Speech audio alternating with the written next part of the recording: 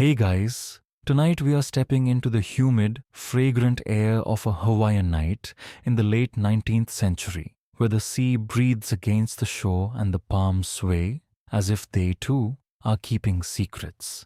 You're standing in the royal gardens, somewhere between moonlight and shadow, and you're about to become the quiet witness to a queen's most private moments, moments no historian can verify with absolute certainty, though a few tantalizing letters and court whispers hint they once happened.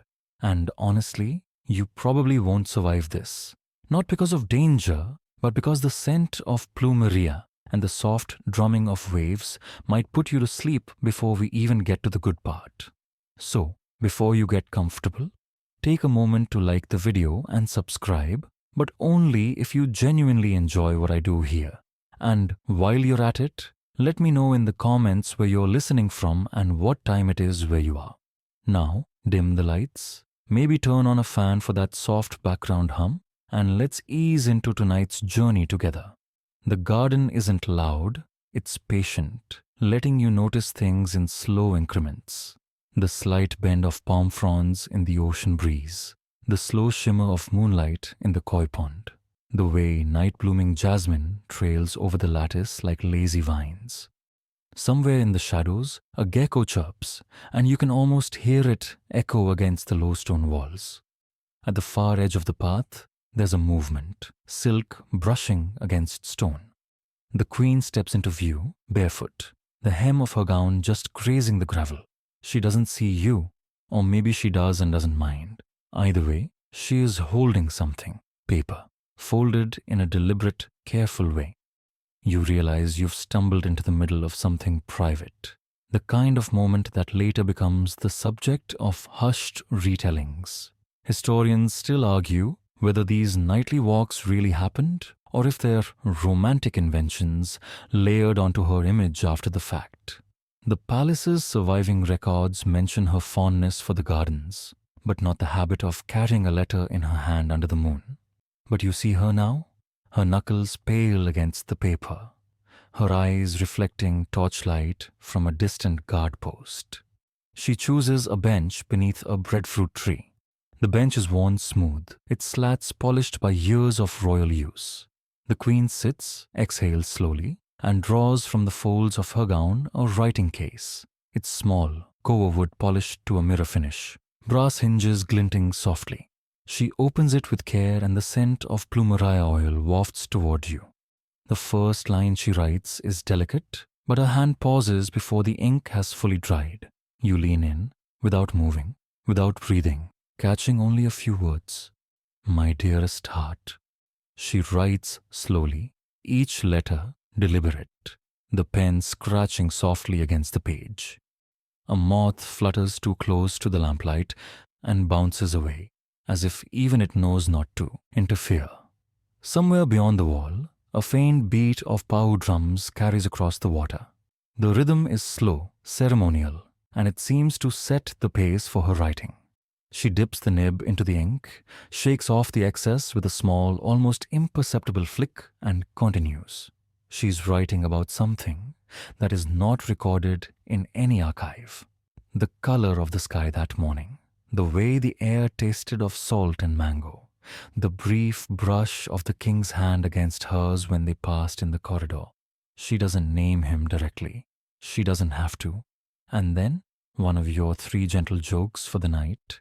She pauses and glances at the pond, where 2 koi seem to be circling each other in a way that could be either romantic or passive-aggressive.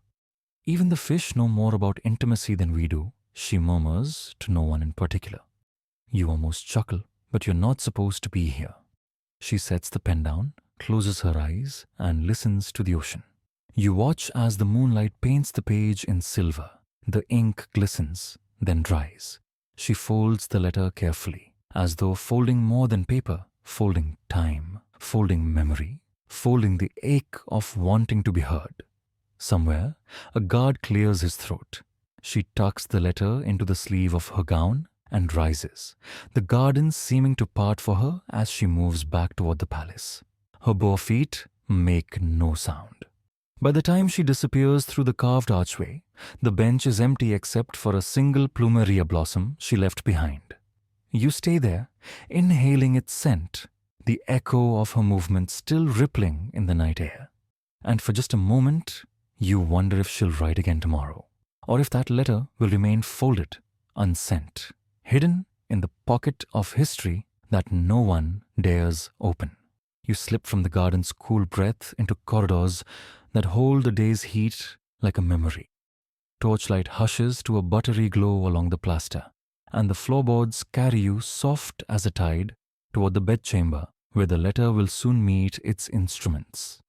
The air tastes faintly of sea salt and the ghost of plumeria you carried on your skin from the bench. It follows you like a loyal, perfumed thought. A guard nods without looking, practice at seeing without seeing, and a door, heavy and carved, allows you through. Inside, silence has a shape. It pools in corners, drapes itself across upholstery, and gathers beneath the koa desk the way moonlight gathers in a bowl. The desk is a small miracle of wood, grain like ripples on a lagoon, edges rounded as if smoothed by years of careful hands. You trail a finger along it, well, almost. You're polite enough not to smudge, and admire the inlay, a delicate pattern of ferns and waves, the cabinet maker's quiet boast. The queen keeps her tools arranged with nearly ceremonial care, paper stacked in an even breadth, a blotter with corners softened by use, a brimming inkwell whose glass winks when the lamp leans close. You pause at the pen tray. There are 3 nibs, each with its own small personality, one slender and peevish, perfect for thin, elegant lines, one generous, eager to flood the page at the first sign of emotion, and a middle child, reliable, the diplomat of the group. There's a little knife for trimming quills, its handle mother of pearl, and a tamped stick of sealing wax that smells faintly of honeyed resin. You pick up the blotter and realize it has pressed the whispered ghosts of previous sentences into its felt, dashes and loops, and something that looks suspiciously like a question mark. Apparently the letters have questions too. Same, you think. Same. Beyond the desk, the bed hides in the penumbra. 4 posts, mosquito net gauze pulled back like soft theater curtains. A lazy breeze stirs the netting, and a lamp at the bedside throws a circle of patience across the covers. Somewhere beneath the floorboards, the city turns over in its sleep, Honolulu breathing in sync with the trade winds. On the wall, a portrait blinks when the flame flutters. You could swear the ancestor in gilt frame is trying to read over your shoulder. Join the club, you think. Everyone loves a good midnight letter. A bell wire runs down the wall beside the desk, tidy as a line of thought. You follow it with your eyes toward a polished brass switch near the door, one of the palace's quiet marvels. It is a plain, proud fact. The royal residence is lit by electricity, before many grand houses in America and even before the White House embraces the same glow. The lamp hum is barely there, but once you hear it, you can't unhear it. A thin, contented whisper, as if the light itself approves of secrets written honestly. Historians still argue whether the early wiring layout made the rooms brighter than gaslight ever did or simply cooler in the subtropical night. Either way, you're grateful because the light is steady and the queen's hand can move without chasing a fickle flame. The door sighs. She enters. Barefoot again, softer than the net curtain she passes, the queen crosses to the desk and sets the folded garden letter beside the blotter. She removes rings the way a dancer removes hairpins, each with a tiny pause, as if it remembers where it's been that day. Then the writing case opens, hinges whispering, and a milky slip of paper slides free beneath her fingers. The desk knows this choreography. So do you now. She selects the reliable nib, diplomat nib, good choice, and fits it to the holder with a practiced press. You notice a small ceramic cup beside the inkwell, holding water perfumed with something faintly floral. Plumeria again? Maybe. Or perhaps just your imagination, grafting garden onto room. She dips the nib, hesitates, then touches it to the page. First line. the delicate crossing of a T that goes longer than necessary, a tiny flourish she'll later pretend not to have meant. You would laugh to see me handling courage in teaspoons. She writes, the letters careful, the courage real anyway. The palace settles. Somewhere, a clock that refuses to hurry insists it is after midnight. The mosquito net sways and the lamp breathes. You notice a quirky little object tucked behind the inkwell, a twined thread reel with faint, scented beeswax rubbed along its length so it won't snarl. When she seals a letter, she sometimes runs the thread over the wax, keeping things neat. It's the kind of household trick a queen learns from someone's auntie or a sharp-eyed handmaiden, and then keeps forever because quiet solutions are royal in their own small way. You file that next to your mental list of survival strategies, right under Never Trust a Peevish Nib. She writes about the day's audiences, how the afternoon heat folded time in half, how the sea outreach has been promised, delayed, promised again. She doesn't accuse, she resists the barbed word. Instead, she notes the sweetness of mango served on a cut-glass plate and the soft scandal of a diplomat's ill-timed yawn, 1 teaspoon of courage at a time. Then a gentle joke escapes her pen. If boredom were a treaty, we would already have peace. You almost smile, then remember the portrait is still eavesdropping and arrange your face back into a neutral museum expression.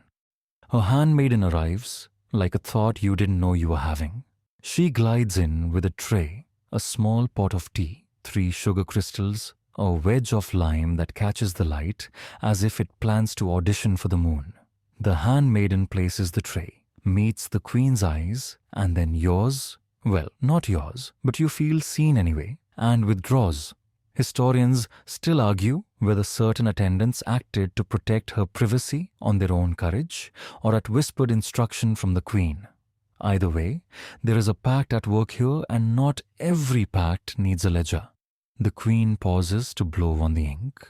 You notice a faint smudge on her ring finger, the kind that announces, I wrote even when the day asked me not to. She copies a line onto a second sheet with only minor edits, and you realize she keeps a private version and a diplomatic version of the same feeling. Who among us doesn't run 2 drafts of ourselves? You briefly consider filing a petition to the universe for a 3rd draft that includes a nap. Her pen drifts toward an anecdote. Today's visit from a group of school children who sang in a bright, confident chorus. She recalls how one small boy's voice cracked and how he grinned anyway. A grin that could fix a ship's hull if you let it. She sets the scene with such surprising gentleness, you can almost hear the classroom's slosh of laughter spilling into the corridor. Then she closes her eyes and, on a new line, writes the truer sentence. I wish you had been there to hear them. A moth arrives, different moth from the garden, perhaps a cousin with better manners, and bounces once, twice, against the lamp chimney.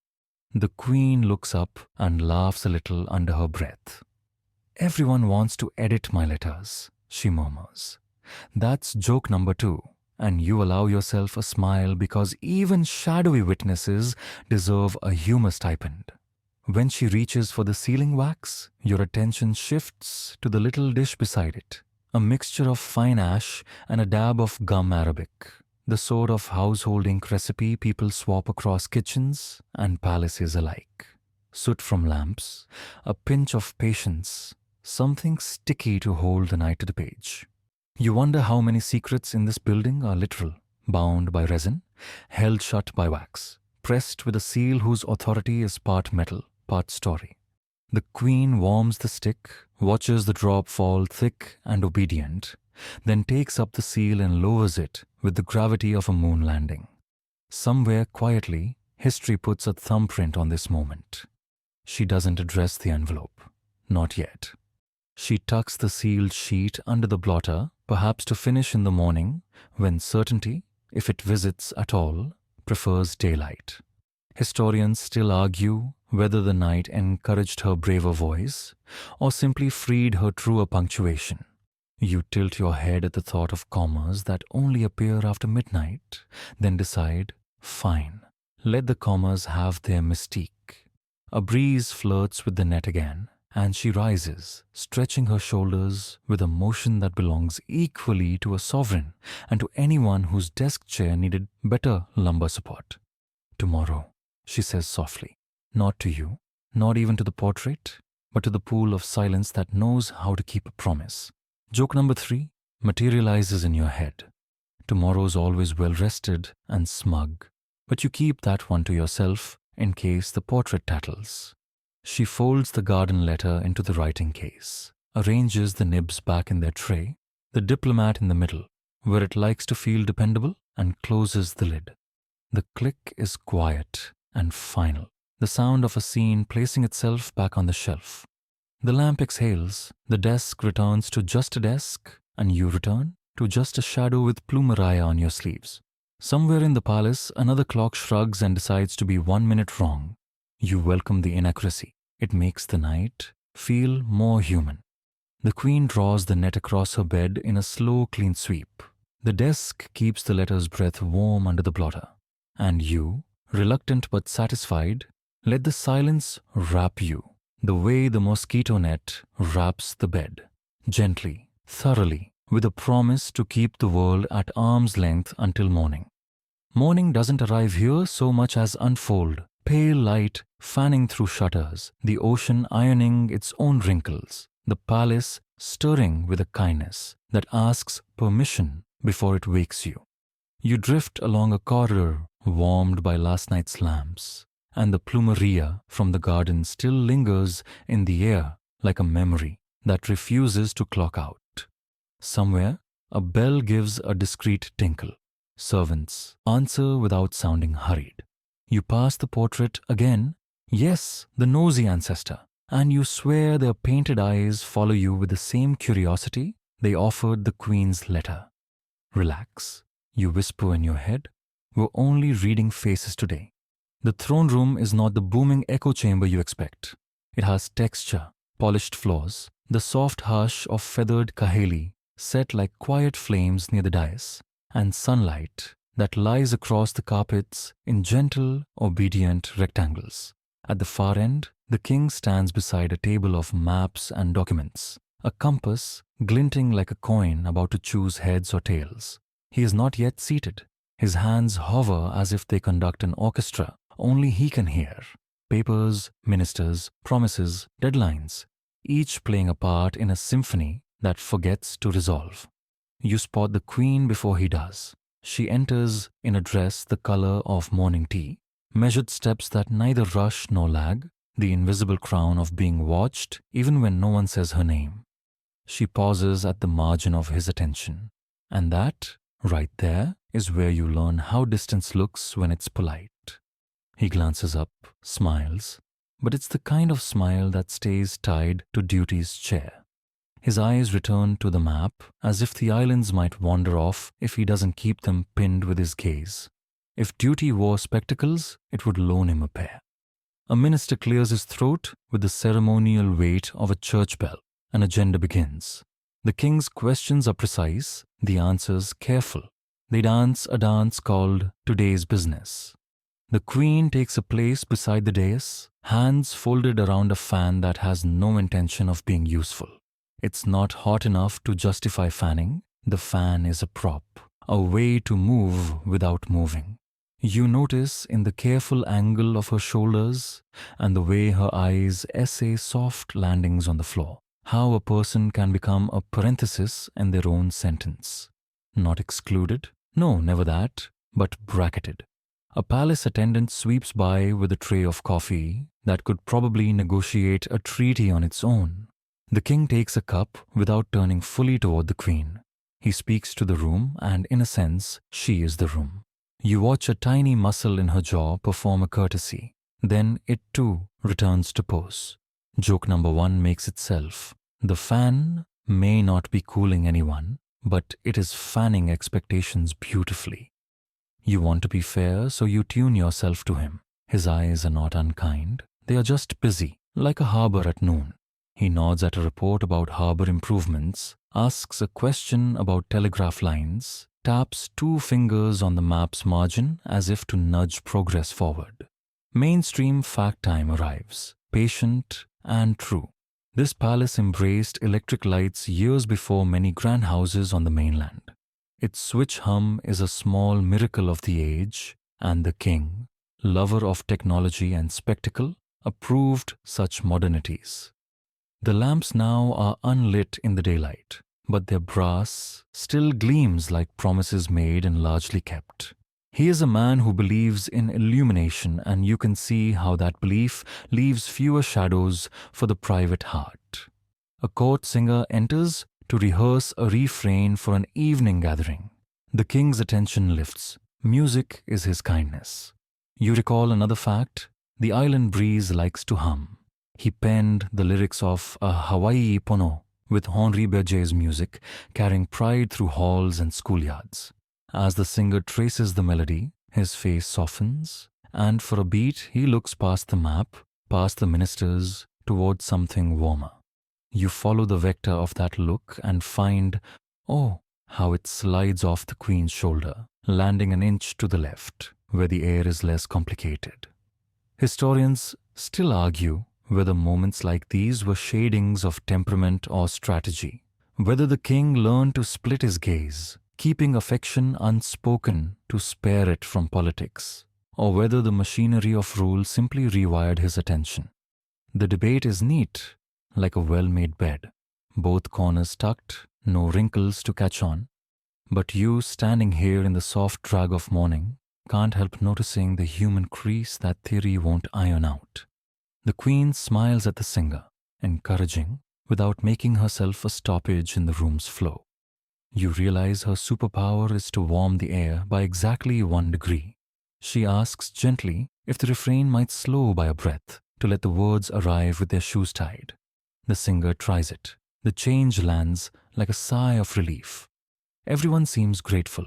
Everyone pretends not to be surprised. Joke number 2 tiptoes in. Committees may debate for hours what a queen can fix with a comma in the tempo. You drift closer to the maps. Tiny red pins mark harbors. Blue pencil lines imagine cables stretching like patient jellyfish between far-flung nodes. 1 pin stands a fraction askew. The king reaches to set it straight, then distracts his own hand by picking up a letter on the table, a formal petition. He reads, eyes moving smoothly, and you watch the queen watch the part of his face that never looks up while reading. She knows the angles. She has seen this profile in candlelight and electrified glow, and the moment the sun tries the window as a mirror. Across the room, a Kahili bearer shifts the feathered staff, and its soft rustle imitates rain. A fringed tidbit sidles in, proud to be remembered. The Kahili, more than decoration, is a living symbol of chiefly presence. Its feathers remember ceremonies the way seashells remember waves. That soft sound is not fidgeting, it is punctuation. A courier arrives with a folded note. It travels through hands toward the king like a leaf on a small, deliberate stream. He breaks the seal, scans, nods. The queen's fan does a single, unnecessary flutter, sufficient to suggest an interest that won't be taken for interruption. He says something to the minister about timing. She lowers her eyes for privacy and then raises them because privacy has no place here at 10 in the morning. You remember the blotter in the bedchamber and the unfinished garden letter under it. You realize the ache that sent her to the bench last night is not drama. It is housekeeping. It is how hearts keep themselves tidy when the day has too many moving parts. She is not asking for his love to be louder. She is asking for his eyes to pause, even once, on a sentence that isn't written in policy. The session concludes with the careful choreography of chairs and papers returning to their corners. The king steps down from the dais, and for a moment, their paths cross like 2 currents that consider joining and then continue parallel out of habit. He says her name softly, and the softness is real. He touches her elbow with the polite pressure of public affection. Then his gaze slips past her shoulder toward a waiting aide. Later, he says, meaning it, and also not owning a later that belongs only to them. Historians still argue whether the palace's schedule made intimacy a structural impossibility or whether personalities wrote their own blueprints and then lived inside them obediently. You don't adjudicate, you just note the facts. The lamp hum, the pins in maps, the fan folded like a secret you keep to stay kind. They walk together as far as the door. He turns left, she right. In the corridor, the ancestor portrait is still committed to its eavesdropping career. You pass it, and on impulse you give it a look that says, "Be gentle." Joke number 3 takes a bow. If portraits were paid by the secret, this one could retire. Back in the bedchamber, afternoon light has replaced the moon's silver with a patient gold. The writing case waits like a friend who doesn't demand explanations. You stand at the desk, and you can already hear the scratch of the diplomat nib, the tamed wax, the seal lowering like a small moon. You know what she will write because you felt it under your ribs while he traced a straight line through maps. My dearest heart, if your eyes grow tired, borrow mine. I've been saving a look for you all morning. You return to the desk before the day has quite made up its mind about brightness. The diplomat nib waits where she left it, resigned to the role of steady friend. A fresh sheet lies square to the edge, like a shoreline that believes in straight lines. The queen draws the chair, settles, and for a long, quiet moment does nothing you can name, only breathes, hands poised above paper, as if listening for the sentence that wants to be born first. The lamp is unlit in daylight, but its brass dome still throws a soft halo on the desk, a memory of night work. She dips the nib and writes a line, then stops. The blotter, felt as soft as an apology, comes down with a careful press. When she lifts it, an ink crescent stays behind on the blotter's belly, a half moon of hesitation. She tries again. A second line gathers speed and feeling, and another press kisses the wet script dry. 2 crescents now. If you tilt your head, they almost look like a secret archipelago, tiny islands of maybe not. Joke number 1 doodles itself. Welcome to the uncertain islands. Population. Every writer ever born. She pulls a shallow breath. You can hear it more than see it, the way you sometimes hear the ocean inside a shell. Her hand strays to the sealing wax, then back to the pen, then to the drawer where unfinished thoughts nap. She opens the drawer just enough for you to glimpse them, folded sheets with corners like ears, as if they've been listening all along. Somewhere in the corridor, a bell wire gives a faint shiver, the palace's nervous system humming, and you remember the quiet miracle you've already learned. This residence has telephones, electric lamps, flush toilets, modern comforts. The mainland sometimes brags about later. Progress keeps good company here, secrets too. She begins another paragraph and, without warning, a droplet leaps from the nib and splashes at the edge of a sentence. A perfect round blot. A full moon to match the blotter's 2 crescents. She smiles, tiny and involuntary, then whispers, "Even the ink wants a say." Joke number 2 waves from the margin. The nib is clearly the drama queen of the room. The blot spreads, not far, just enough to soften the sharpness of a word that might have stung if it arrived too clean. You watch her accept the accident as if it were advice. A breeze slips from the open window and carries a thread of plumeria across the page. She closes her eyes and inhales, then writes in a slower hand. When I pass you in the corridor, I collect a day's worth of words and bring them back here to make them polite. Another gentle press of the blotter, another crescent on felt. The patterns begin to suggest a map you could use. Here be courage, here be restraint, here a tidy harbor where a queen moors what she can't say aloud. She pauses to sand the nib's tip with a stroke or 2 across a scrap, a minor maintenance ritual, more superstition than science. Quirky tidbit time peeks from a side table. Tucked behind the inkstand is a thin lemon, not for tea, but for invisible ink. No state secret, just the ghost of a schoolgirl trick she's never quite surrendered. A few drops coax pale letters that appear only when warmed by lamplight. She never uses it for these notes, not really, but the lemon waits, a yellow promise that some words may prefer to live unseen. Historians still argue whether caches of such invisible scribbles ever existed in these rooms, or if the legends are simply the lemon doing public relations. Her pen hovers. She writes the truer sentence, and the room seems to lean closer. If I send this, will it make your day heavier or lighter? She stares at what she's asked and reaches automatically for the blotter, then stops halfway, palm hovering like a small moon. Not every true line needs to be gentled. She lets the ink set in open air, lets time do the blotting, slow, even, unforced. You feel for a quiet beat how muscle memory and courage argue in tiny voices no one but paper can hear. The portrait on the wall pretends to be busy with eternity. You know better. You can feel its attention sidle down to the desk like a cat that refuses to be caught in the lap it's already sleeping in. The queen glances up and gives the ancestor a look that would wither a less gilded frame. Joke number 3 slips its shoes off. Even portraits need boundaries.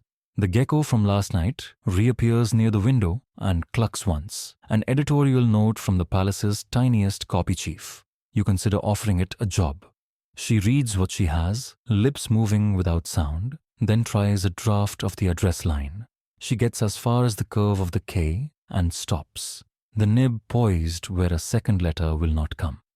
You see the old arithmetic. If a page reaches him by a servant's hand, it will also pass the eyes of someone who should not read it. If a page waits until a lull, the lull might never arrive. Historians still argue whether a certain secretary filtered private notes as a kindness or a quiet policy. The archival record is maddeningly neat where you wish it were messy. The blotter comes down again, this time on a line that is only half confident. When she lifts it, you notice a faint perfume has bled into the felt over weeks of use. Plumeria, jasmine, a whisper of sandalwood resin, a practical touch, keeping moths uninterested in wool and paper, and an island habit that makes even stationery smell like a blessing. She smiles at the blotter as if it had offered a seat on a crowded day. Then she lays it aside and writes a small inventory of mercy. Today I will not ask you to answer. I will only set these words beside your breakfast like cut fruit, and let them be sweet if they can, quiet if they must. Another sheet begins, unexpectedly formal. You recognize the layout of a diplomatic note. Margins vary, phrasing professional, smile polite. She copies a softened version of her feeling, a translation from heart language into palace ease. The difference is not betrayal, it is packaging. Everyone must wrap their hopes to survive shipping. You can feel the weight of the unsent truth glimmer beneath the official tone like a reef beneath clear water. If the letter never sails, the reef is still real. It still redirects the current.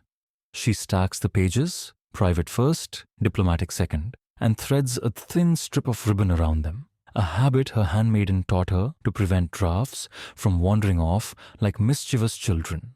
The ribbon holds, but the question does not. Do these words make their world easier or heavier? Paper cannot answer. It can only carry the shape of the question more faithfully than speech. In the hallway, a distant laugh reminds the day to be ordinary, and you ache a little with how brave ordinary must sometimes be.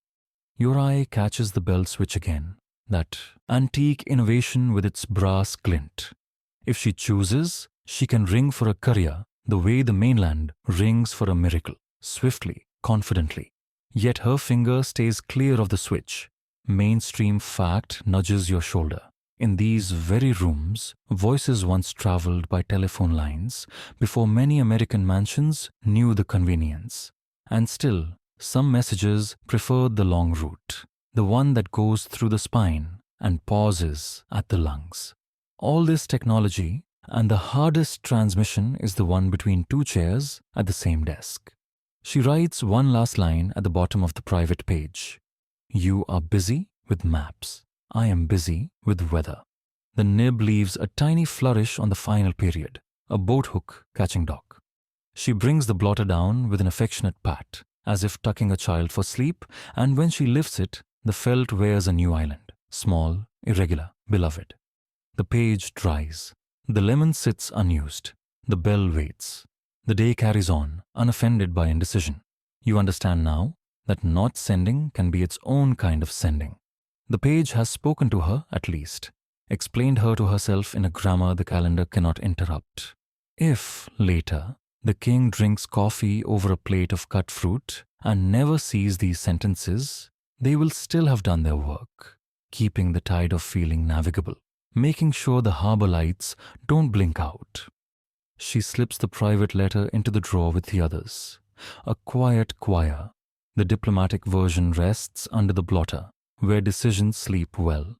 When she rises, the chair gives a soft sigh like a secret relieved to stretch its legs. She smooths the desk with her palm, grain under skin, wood remembering the heat of her wrist, and the room returns to gently neutral. The gecko, satisfied with today's edits, flicks once and disappears behind the curtain. Outside, the ocean rehearses a line it has perfected for centuries. Come back when you're ready. I'll be right here. You hear them before you see them. A hush inside a hush, the kind of whisper that travels the way steam curls off tea and then decides to stay close. The handmaiden moves like a tide along the baseboards, linen skirts skimming, slippers whispering, a basket of mending held like a perfectly innocent alibi. Her hands are deft, needle calloused, sure, and when she enters the bedchamber, she bows her head just enough to be invisible to anyone who isn't looking for the brave ones. The queen is already at the desk, the blotter angled as if it too leans in to listen. Only if you're certain, the queen murmurs, voice stitched small for safety. The handmaiden answers with a glance that has seen more than it will ever say aloud, and you can feel the pact settle between them, as gentle and binding as ribbon around pages. She slides the writing case closer. The handmaiden opens it without ceremony, because ceremony is for daylight. Night has a different toolkit. There are layers to the mending basket. On top, lace cuffs, a sleeve needing 3 discrete stitches, a fan rivet that wants reassurance. Beneath, folded muslin that looks like more mending, until she lifts one piece and reveals a thin wooden tray with a shallow lip. The tray has a hairline seam, the kind a cabinet maker would deny if asked. She presses 2 fingers on opposite corners. The seam sighs and gives. Inside, a narrow space, precisely the size of folded letters. Joke number 1 tiptoes in, wearing soft shoes. If laundry had a secret society, this tray would be its president. The queen places last night's garden letter beside the blotter, not yet committed to any path but secrecy. The handmaiden doesn't reach for it immediately. She studies the room the way sailors study weather, the net at the bed, the lamp's angle, the portrait's sulky attention, the open window tasting of salt. Then she steps to the armoire and sets the fan on top, exactly 3 inches from the right edge. A signal. If the fan is elsewhere, it means the corridor is restless, with feet that listen. Today the fan stands guard. The corridor naps. Mainstream fact comes and sits politely at the edge of the desk. This palace is no stranger to modernity. Electric lights hum in evening like patient bees. Telephones have carried voices room to room since the late 80s of the century. Flush toilets whisper their civilized hush. Progress flickers everywhere. And still, the most important message in the building prefers to travel rolled in threadbare muslin, past doorways that pretend not to notice. You sigh at the irony and promise not to invent a telegram emoji for feelings. Not today. The handmaiden lifts the letter. She reads only the margin and the spacing, never the words that is part of the pact. She wraps it in the muslin, sets it in the tray, closes the seam until it becomes a rumor again, and layers lace and cuffs and that stubborn fan rivet on top. Then she sets the basket back on her hip and turns toward the corridor. The queen's hand hovers in the air. A goodbye no one will see. For the armoire, she asks low, The handmaiden shakes her head. Not today. They both understand the inventory of hiding places, the way a gardener understands where shade waits at noon. The armoire has a false back that only yields to a pin hidden in the molding. The embroidery basket has an inner sleeve that looks like a tangle of floss. The pedestal of a Kahili is hollow and unsuspicious if one knows how to twist the base a quarter turn. Quirky Tidbit arrives with a grin. Tucked among the basket's odds and ends is a bright green tie leaf, dried flat, kok for protection. Sometimes the handmaiden tucks a sliver of sea salt too, a pinch of pa'akai. Not because the palace asks for superstition, but because the heart does. Historians still argue whether such household safeguards were personal habits or reflective of wider court practice. What the record can't quantify is how comfort likes to hide in small rituals. She is gone a moment and back another, time becoming elastic around footsteps that know how to be air. Not the armoire, she says softly. The steward changed the rosters. Too many keys. You picture a small forest of keys, all of them jangling with good intentions and bad timing. The queen nods, moves a sheet on the desk, and the blotter inhales the adjustment, becoming once more the repository of crescent moons and second thoughts. Under the stair, the queen suggests, so quietly the word stare becomes mostly breath. The handmaiden tilts her head, thinking of footfall patterns, of afternoon sun, making spies of dust motes, of which guard hums when he's bored and which ones don't. The musician's alcove, she says at last, surprising even herself with the audacity of art. He keeps his instrument cases stacked. They are always heavy. No one asks to lift what already looks burdensome. They move like choreography, a duet where the dance is mostly stillness.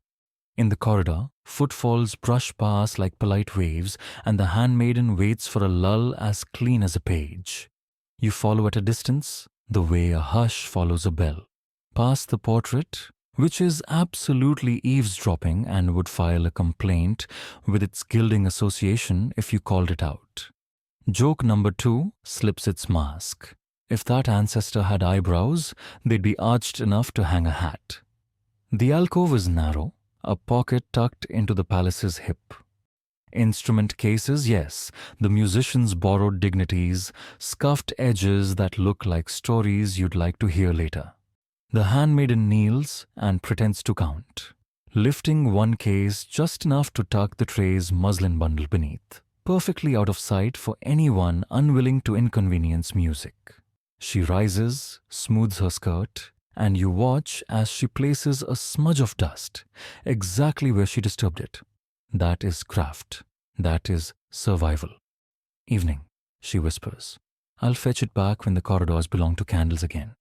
Then, as if remembering to be merely ordinary, she plucks a loose thread from her cuff and laughs under her breath. Threads betray more secrets than tongues. Joke number 3 bows, thread-like. Back in the bedchamber, the queen resumes the slow domestic theatre of someone who absolutely is not waiting. She moves a hair comb, opens a window, examines a sleeve that does not need examining. You recognize the body language of a mind listening for footsteps it trusts. Historians still argue whether attendants like this handmaiden acted entirely on their own courage or by unspoken instruction from their sovereign. The sources are careful, and where the sources are careful, you learn to read the negative space of risk. The lamp is still unlit, yet the desk gleams as if it remembers moonlight on principle. The blotter wears its islands of hesitation like a map for future travelers. The lemon sits primly, flirting with invisibility.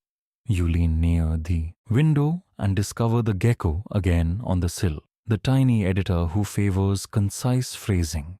It chirps once, approving of the day's revisions, or perhaps just enjoying the sun. A bell rings somewhere in a distant corridor. One of the palace telephones, that novelty that refuses to be ordinary. A footman hurries past the door. He does not slow. The queen watches his blur and then returns her attention to the mending the handmaiden actually brought. 3 stitches to reassure a seam, a rivet to coax back into loyalty.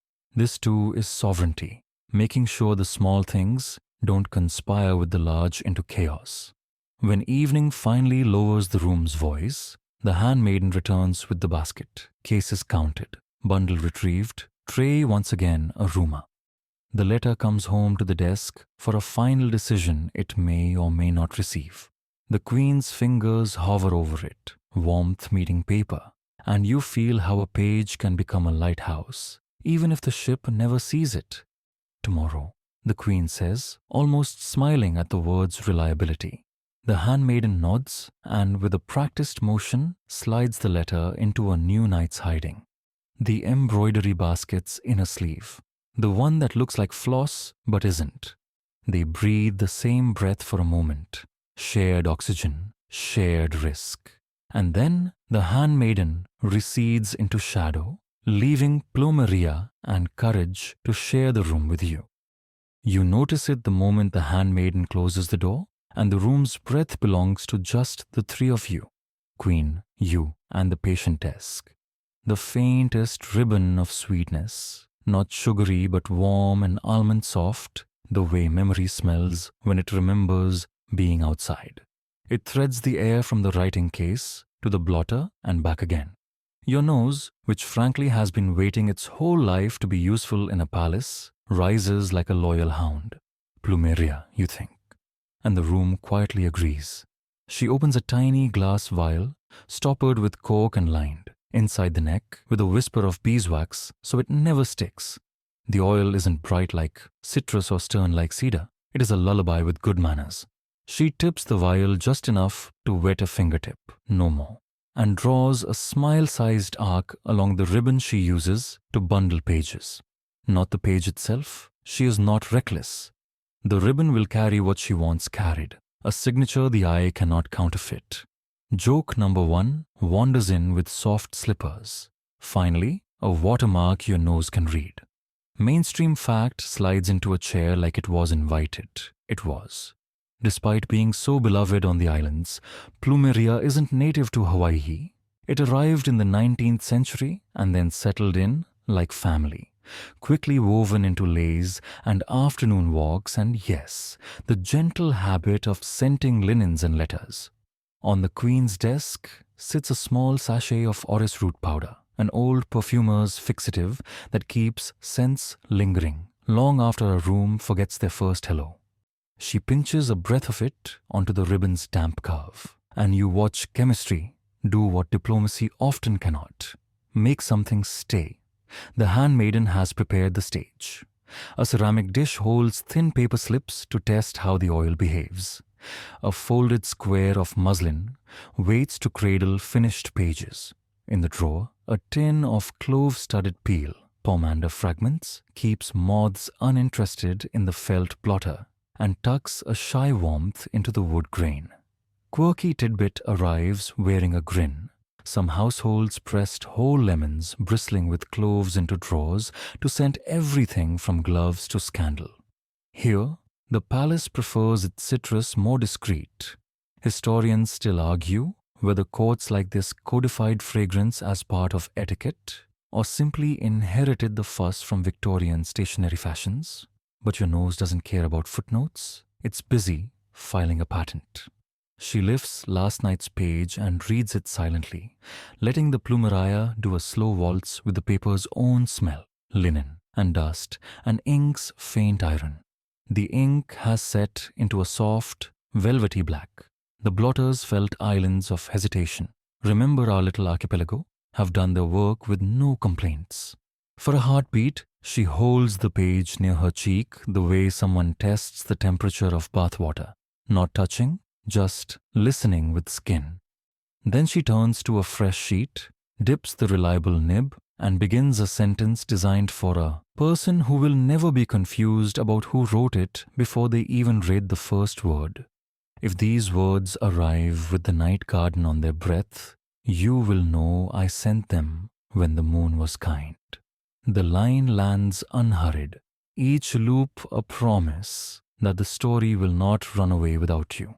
She adds, almost smiling, if they arrive with coffee and cut fruit, You will know I rewrote them in daylight, and all the commas put on shoes. The gecko editor on the sill approves with a single chirp. It is a generous editor, willing to share credit with punctuation. Joke number 2 gives a dignified bow to the commas, which frankly have never looked better. She doesn't drown the room in fragrance. You realize the trick is not to write with perfume but to write with intention and let the scent sign at the bottom like a courteous witness. The ribbon drinks its curve of oil, and the sachet's oris anchors it, the way a reef steadies a tide's enthusiasm.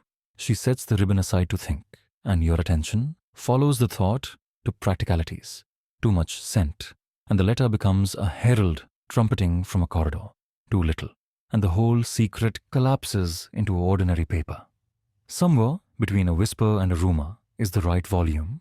Near the lamp, unlit and yet still somehow conspiratorial, lies a sprig of plumeria, tucked in a shallow dish to keep the sap from marking anything unlucky. The milky sap, you recall, can irritate skin and stain fabrics. The queen learned that once on a sleeve that never forgave her. She strokes the petal with a knuckle, then draws her hand back. The lesson holds. Quirky tidbit number 2 clicks its heels. Beauty often arrives with handling instructions. The handmaiden, appearing without appearing, swabs in a fresh blossom and carries the old one away as tenderly as a tired thought. You think of the musician's alcove and the instrument cases heavy with borrowed dignity, of how scent might travel with the letter even there, hiding under sound. It pleases you to imagine plumeria perfuming the space between notes, so that when the musician tunes at dusk, the room briefly smells like secrecy trying to hum a scale. Historians still argue whether any extant notes or rumored caches owe their present fragrance to intentional perfuming or to decades spent nestled against lays and wardrobes. A lab could say trace compounds, but a story prefers its mysteries with the lid half on. She pauses to warm a fragment of sealing wax between finger and thumb, not to seal, but to carry its resinous breath into the same air, so the letter's atmosphere is balanced, sweet, made companionable by bass note. Your nose, now officially the palace's unpaid consultant, approves. She writes another line. You always knew me by the way I named the wind. Tonight, know me by what lingers when I leave the room. The nib leaves a dot that pretends not to be a tear. The blotter offers to pet it dry.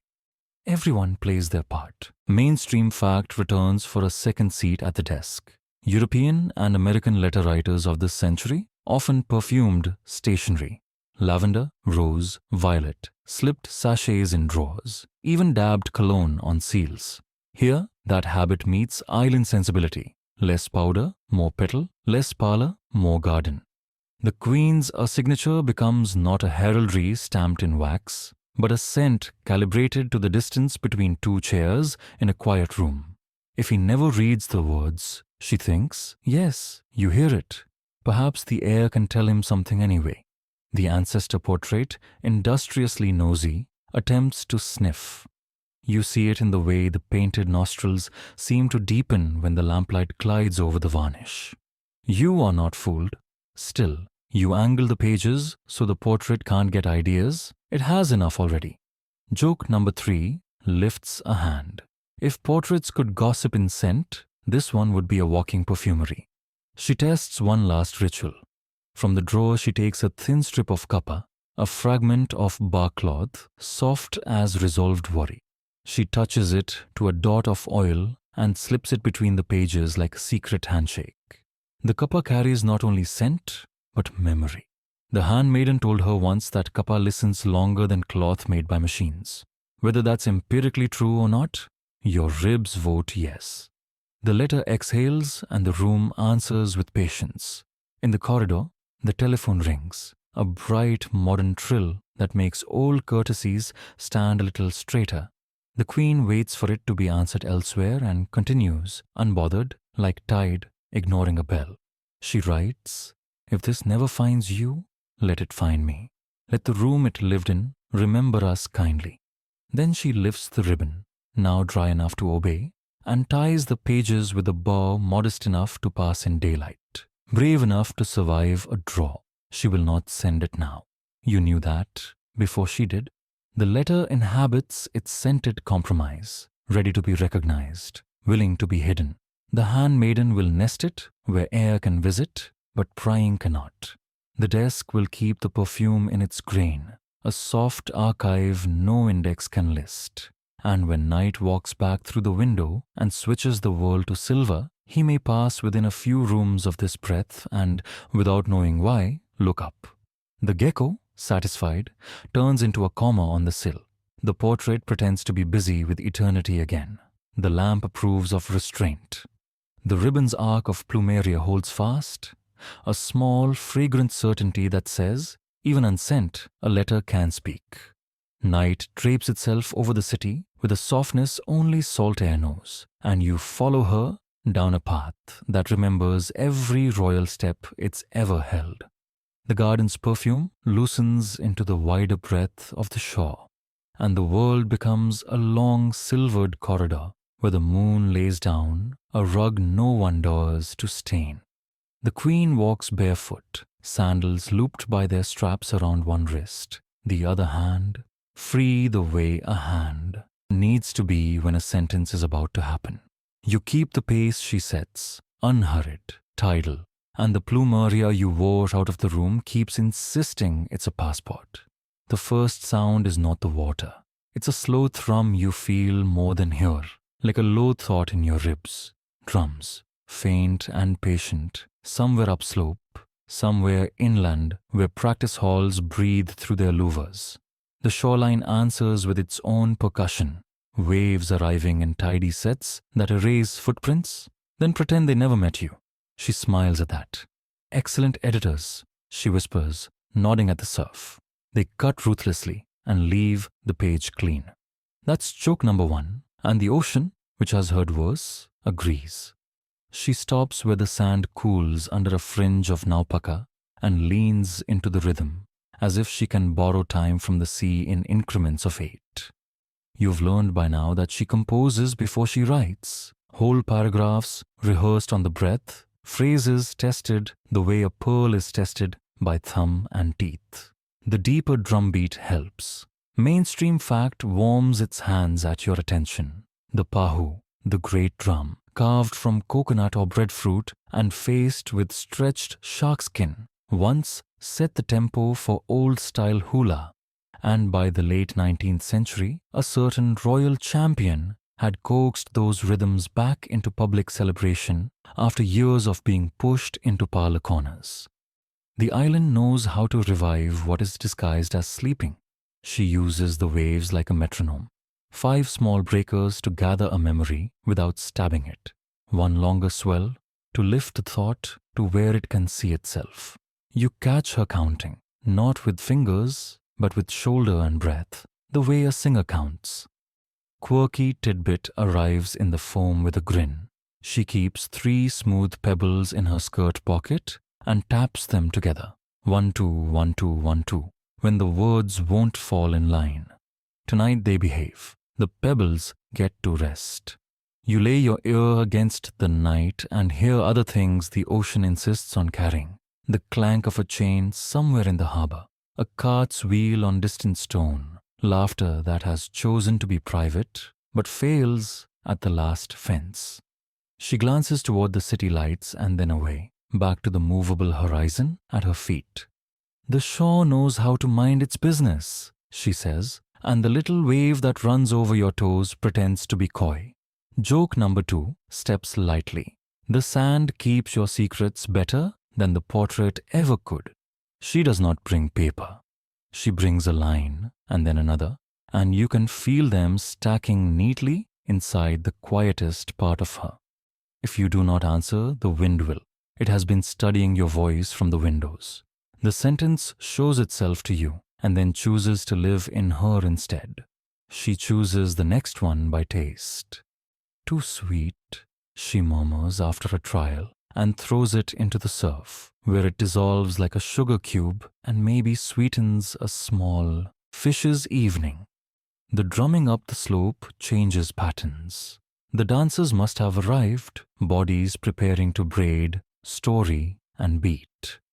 Historians still argue whether queens walked the shore unescorted like this or only paced inner courtyards that borrowed the sea with carefully raked gravel and a good imagination.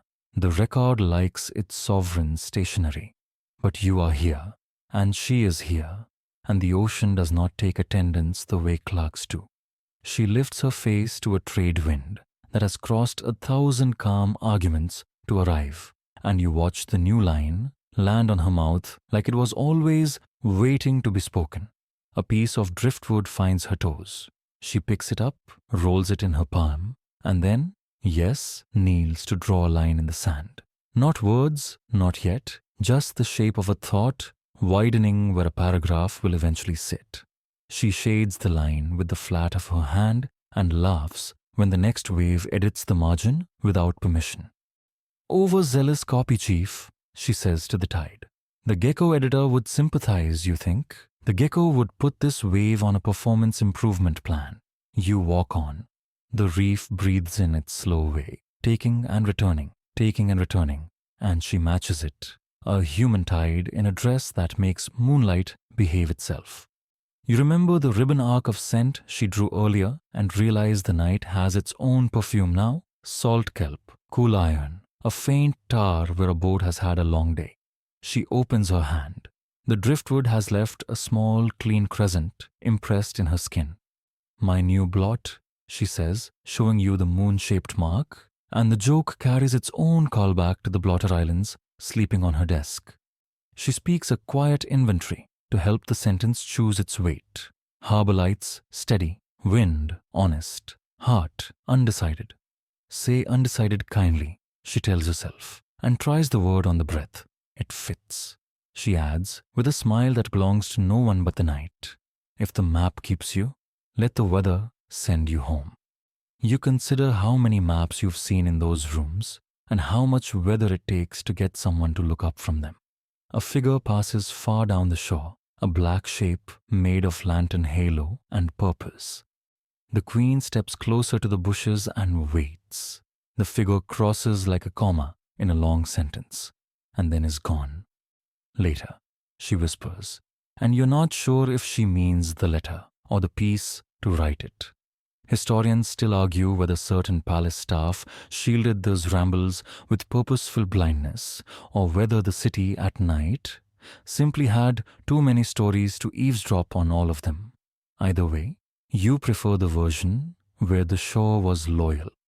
She turns back toward the garden path only when the drum's uphill shift to dismissal and the reef's breathing tells the tide it has done enough for now. On the walk, she tries out a small, silly metaphor and shakes her head. Too clever by half, she says, and you're relieved to know even queens have to tell their own brains to go sit quietly in the corner sometimes. Joke number 3 bows with comic dignity and agrees to behave. At the edge of the lawn, she pauses and looks the way people look when they promise themselves not to forget.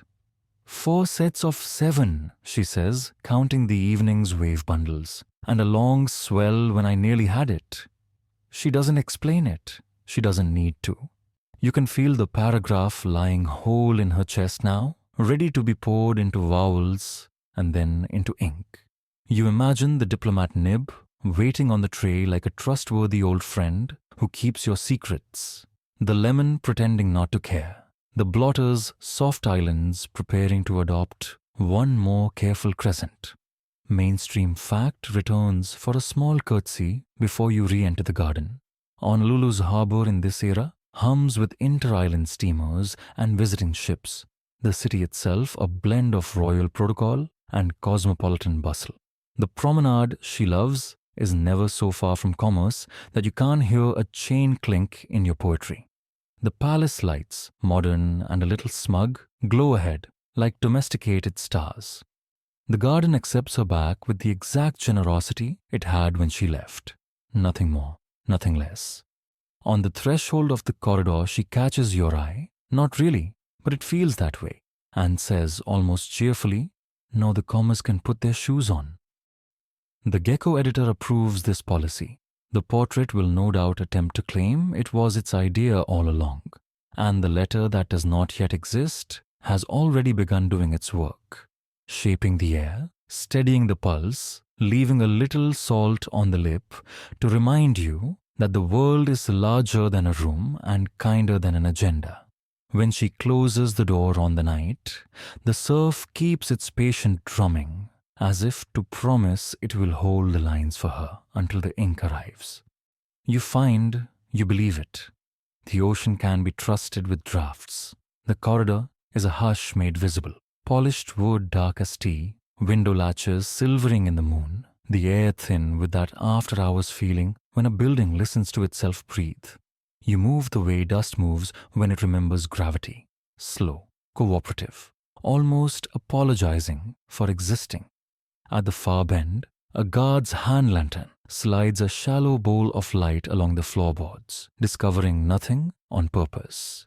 The palace runs on electric brilliance at the pull of a switch, but the late watch likes the old ritual, small movable suns that do not wake the whole hallway for a single footstep. The lantern's glow performs a routine audit on the darkness and, finding everything satisfactorily quiet, passes on. Joke number 1 raises a sleepy hand. Congratulations, darkness, you passed your inspection. She appears out of that darkness as if the wall sighed and made room. No rustle tonight.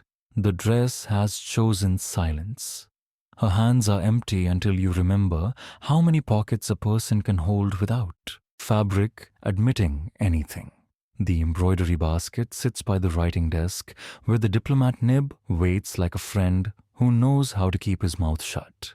A thin ribbon, the one you watched drink plumeria earlier, rests coiled on the blotter archipelago, its faint sweetness the only witness with perfume for a memory. Without turning a lamp, she crosses to the basket and kneels. You've learned its layers, the ostensible mending on top, the muslin excuses beneath, the false sleeve that looks like floss but isn't. The wheaten smell of linen rises, thread waxed with beeswax and a breath of orris, a household's quiet sorcery to keep tangles humble. She lifts a fan and 2 cuffs, then the muslin, and there it is. A folded rectangle of paper, edges burnished from second thoughts, the kind of fold that remembers being opened and changed and opened again until the crease holds more biography than the line it's hiding. She hesitates with it balanced on her palm, poised between air and hiding place. Somewhere down the hall, the telephone rings, one crisp summons, then another, then stops as if even the wire remembers to whisper after midnight. She closes her hand and tucks the page into the basket's inner sleeve, deep enough that a careless glance would see only color. Hanks of silk thread like a patient rainbow retired from public life. She nudges the skeins just so, a small tide covering a shy rock, and the letter becomes a rumor inside brightness. Joke number 2 lifts the basket's lid in your imagination. It's basically a magician's top hat. The only rabbits are sentences. Her fingers pause on a thimble, the little silver cap dented in ways that are, frankly, the story you came for. She turns it and smiles at the faint engraving inside, nearly invisible. A forget-me-not. Quirky tidbit arrives, tidy and pleased with itself. Some thimbles were gifted as love tokens, tiny domestic vows hiding in plain sight, less flashy than a ring and far more likely to earn its keep. She sets the thimble back with the careful economy of someone who understands which tools are loyal. A footstep scrapes somewhere, so soft it could be the building resettling its bones. She goes perfectly still. You can feel the old etiquette at work, how to become furniture for 30 heartbeats, how to let the night step around you as if you were an end table with excellent posture. Historians still argue whether attendants ever coached sovereigns in these less official arts. Freeze here, breathe there, listen for the second footstep because the first one always lies. Whether taught or learned, she is fluent. When the quiet resumes its reign, she draws out not the letter but a square of folded cloth, kapa, Hawaiian quilt work in miniature, applique cut with loving sharpness into a breadfruit pattern, ulu curling outward like a green idea. Mainstream fact settles beside you. By the 19th century, island women took to quilt making with serious grace, marrying missionary-taught techniques to local symmetry. Motifs mirrored and mirrored again until the cloth looked like a garden seen from above. And the origin story? Historians still argue whether the first great ulu design was sketched beneath a breadfruit tree by a royal lady who traced shadows or adapted from paper-cut demonstration in a parlor, rumor trimming the tale to fit each teller. She runs her thumb along the stitching, a small, even signature, the kind some women used like a watermark no one else knew to seek. She returns the quilt square to its layer, then reaches for the ribbon. The room remembers the plumeria on it. Your nose, now unreasonably proud of its career change, nods. She ties the ribbon around the bundle of mending with a bow so modest it could sneak past a portrait's curiosity. Speaking of, the ancestor on the wall leans into its varnish, enough to make the highlights mutter. You angle your attention to block its line of sight, because even painted relatives need boundaries. The gecko editor on the window frame turns into a parenthesis, supervising. She thinks of the musician's alcove. You see it cross her face, a shelf of instrument cases heavy with borrowed dignity. Not tonight. The corridors have too many stray echoes, and music deserves not to be an accessory to espionage. She chooses instead the safer geography of the basket layer and the armoire later, if the keys are less numerous. The little ritual continues. A pinch of pa'akai in a folded scrap, salt for luck, and a sliver of green tie leaf, katras for protection, slid into the basket seam where no eye will consider it anything but tidy. You marvel that an empire can hum with electricity and telephones and still kneel to the small physics of comfort. There's a needle case near the pincushion, shaped like a tiny fish. She opens it and finds 3 needles asleep in their felt beds, sizes graduated, like elder, middle, youngest. Only the middle does most of the work and complains least. She draws it out and takes a single ceremonial stitch through the corner of the muslin wrap that hides the letter, securing nothing and everything. The stitch is practically nothing, a comma with ambition, but it makes the hiding feel complete. She smiles at the neatness of commas lately. You can hear the shore applauding from last night's walk. A guard's lantern swings past the threshold again, its light slipping over the floor like a hand smoothing a fresh sheet. You hold your breath. The beam pauses on the door's edge, then moves along. The basket sits where baskets sit. The queen sits with her hands folded, a portrait of someone whose occupation at midnight is thread and calm. The guard moves on, satisfied that the hallway remains a hallway. Joke number 3 emerges, stifling its laugh. If stillness were a profession, she would have tenure. She stands only when the wooden pulse of footsteps fades. The room takes back her silhouette, the way a bay takes back a boat. The lemon, for invisible ink, waits in the drawer like an understudy, not called tonight. The blotter islands rest, their crescent geography unaltered by this decision to hide rather than send. You can feel the paradox settle, the way unsent pages still change the air, how words folded twice can raise the room's temperature by 1 kindness degree.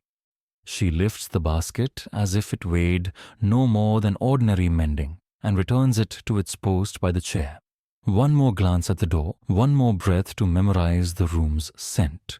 Wood, thread, a drift of plumeria held politely at the ribbon's curve, and then her hand finds the lamp's switch not to light it, but to touch the future and remind it who lives here. Electric convenience hums under fingertip. She lets it be, a potential rather than a blaze. The hall prefers its small suns tonight. Back in the corridor, the building's spine settles with a contented creak. You pass the ancestor portrait and, out of sheer mischief, give it a nearly imperceptible nod that says, yes, there is a secret, and no, you don't get to file a report. The telephone sleeps again. The gecko commas itself into the frame, and the queen moves like the last sentence in a paragraph that knows exactly when to stop. Behind the basket's floss-colored facade, the folded page rests, hidden, fragrant, patient. When morning pretends not to know about midnight, the proof will be here anyway, stitched into the housekeeping of courage. If the letter never travels, the stitch does, and that may be enough for now. Morning recruits itself into ceremony. You feel it assembling. Sunlight pressed and pleated into rectangles on the floor, the corridor's breath straightening its tie, a hush that isn't empty so much as preoccupied. The Handmaiden has already aired the room, plucked the gecko editor from a curtain fold, and set it back on the sill, and given the embroidery basket a face people won't question. Cuffs on top, floss like a rainbow that promises nothing. The letter sleeps within, the tiniest comma stitched through muslin to say, stay. You are pleased with that comma. Commas rarely get hero arcs. Down the hall, shoe leather announces a nationality before mouths do. There's a particular confidence to British boot polish, a studied staccato to American soles, the near-silent glide of a Japanese envoy's indoor slippers. Each pace a dictionary entry. They arrive like weather fronts, hats correctly shy in hand, aides orbiting with small notebooks and large hopes. The chamberlain does his chessboard smile. The palace inhales, and you remember the musician's alcove and its instrument cases, tonight's song already waiting beneath tomorrow's conversation. The queen stands composed in a dress that behaves like it understands geometry. She has learned the art of being unmissable without looking interruptive. A subtle plumeria breath lingers at her wrist. Only the ribbon knows why. And you notice how the scent mixes with fresh tea and furniture polish and the faint, dignified ghost of last night's lamp. Mainstream fact slips in with a courteous bow. These halls host diplomats as a matter of course, receptions, audiences, evenings of music. And by the 1880s, the palace is a marvel visitors write home about. Telephones, electric lights, airy verandas, and a court where protocol wears flowers that remember to smile. No one mentions letters in embroidery baskets. That's not in the brochure. They are shown in pairs. Bow, handshake, a phrase in careful Hawaiian from one, a reply in measured English from another. Eyes do their own travel, registering the koa, the quilt square on a chair arm, the Kahili's feathered hush. A British attaché with a tidy moustache studies the portrait, like an interrogator who has decided to be polite. You glare at the portrait on principle. Today of all days, it does not get to show off its surveillance hobby. Joke number 1, dry as a tea cake. If that ancestor ever blinks, it will be to file a report. A lacquered box is presented, a gift from a visiting mission. The lid painted with a crane so elegant it might take off if someone plays the right note. The queen admires it as one admires a bird one will not cage. An American leaves a calling card with the corner delicately turned down. Quirky tidbit with excellent posture notes that in the 19th century, people used folded corners on cards to signal small messages, delivered in person, called when you were out, returned visit. The room understands these grammars beneath the grammar. A French consul, theatrically allergic to plainness, produces a vinaigrette, a tiny scent box because the Victorians feel better with portable perfume. He opens it and then closes it when he realizes the room already smells like competence and plumeria. You can tell who will snoop if given a map. Their eyes skate past what hospitality wants them to see and pause a beat, too long on the doors that lead to quieter rooms. One lingers on the embroidery basket as if remembering a governess who mended and scolded in the same sentence. The handmaiden adjusts the basket's position by the width of a breadth and drapes a sleeve with 3 honest stitches needed. She is both domesticity and drawbridge in one person.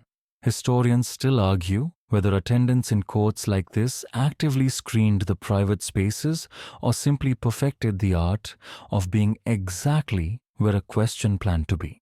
The paper trail, unsurprisingly, keeps its manners. The Queen's unease isn't a flinch, it's a recalibration. You watch her reassign attention the way a conductor reallocates violins mid-phrase. Tea goes here, anecdote there, chaperone laughter softly to the left. She guides talk toward music and festivals, toward the crown's public joys, safely bright topics that resist prying.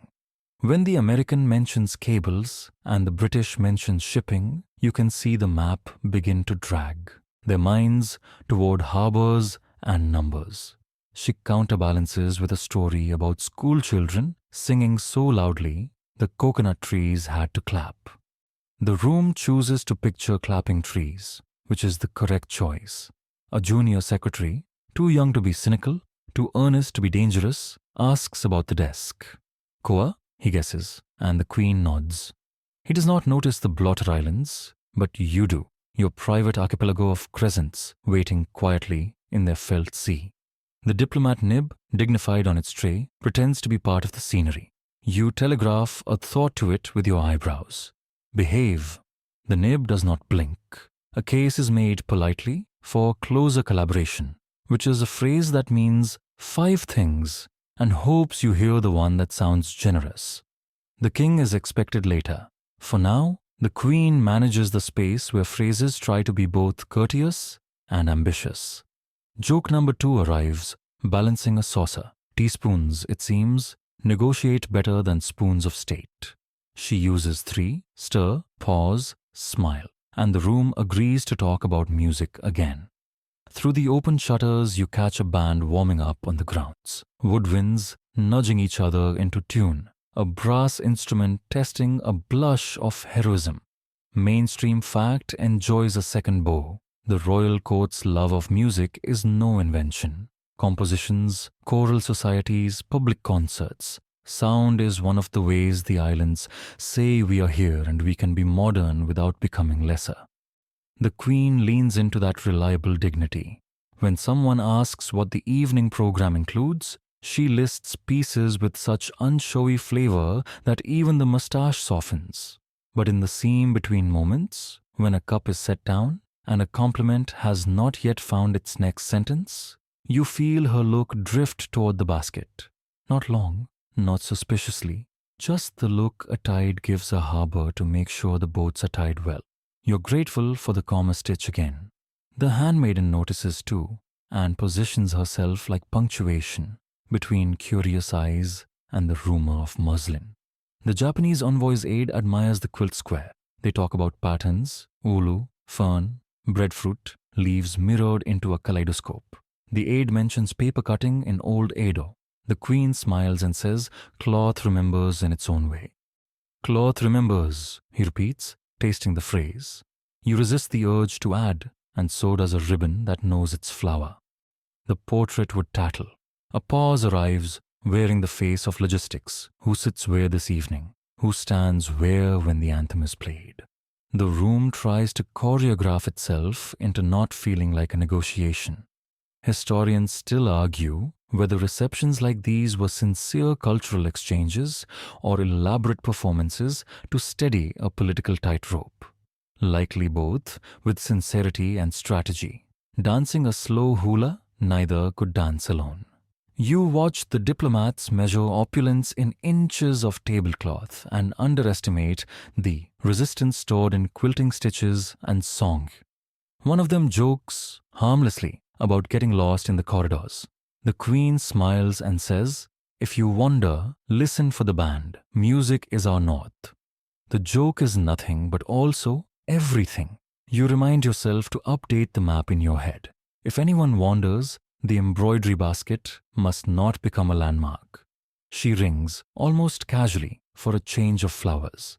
The handmaiden arrives with a fresh bowl, and in the graceful exchange of plumeria for plumeria, The basket migrates a tactful distance toward the inner wall.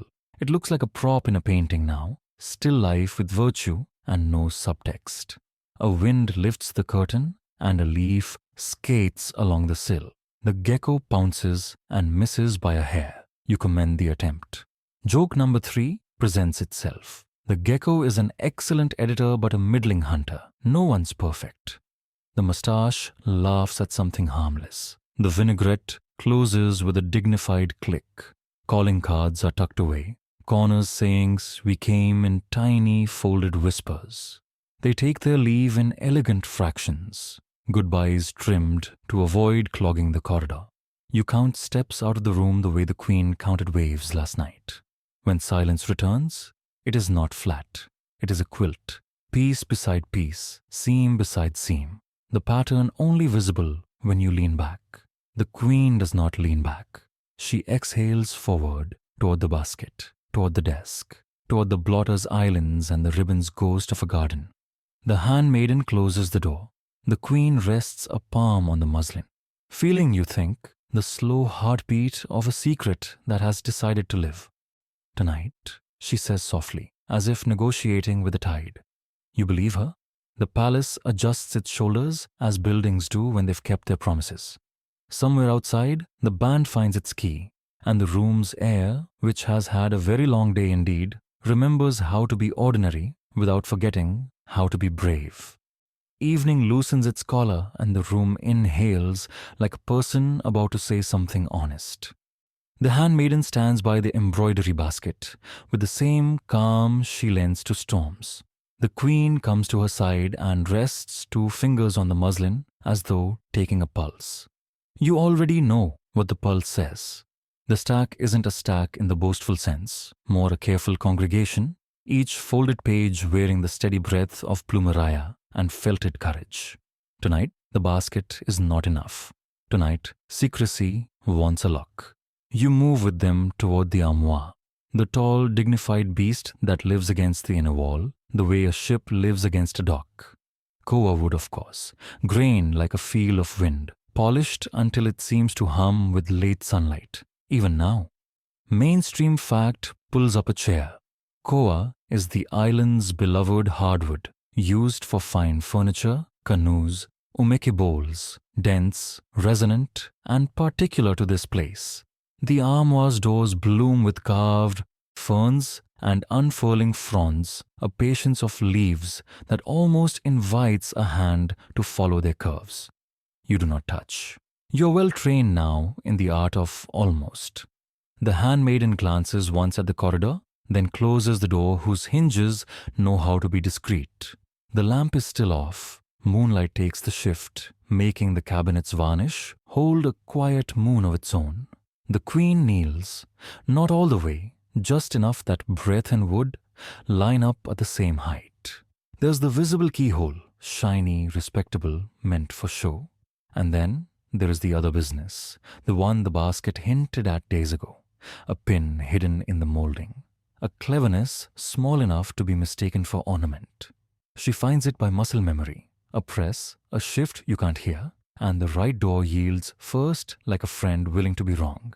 Inside, garments hang with ceremony. Shelves host linens folded to exacting geometries.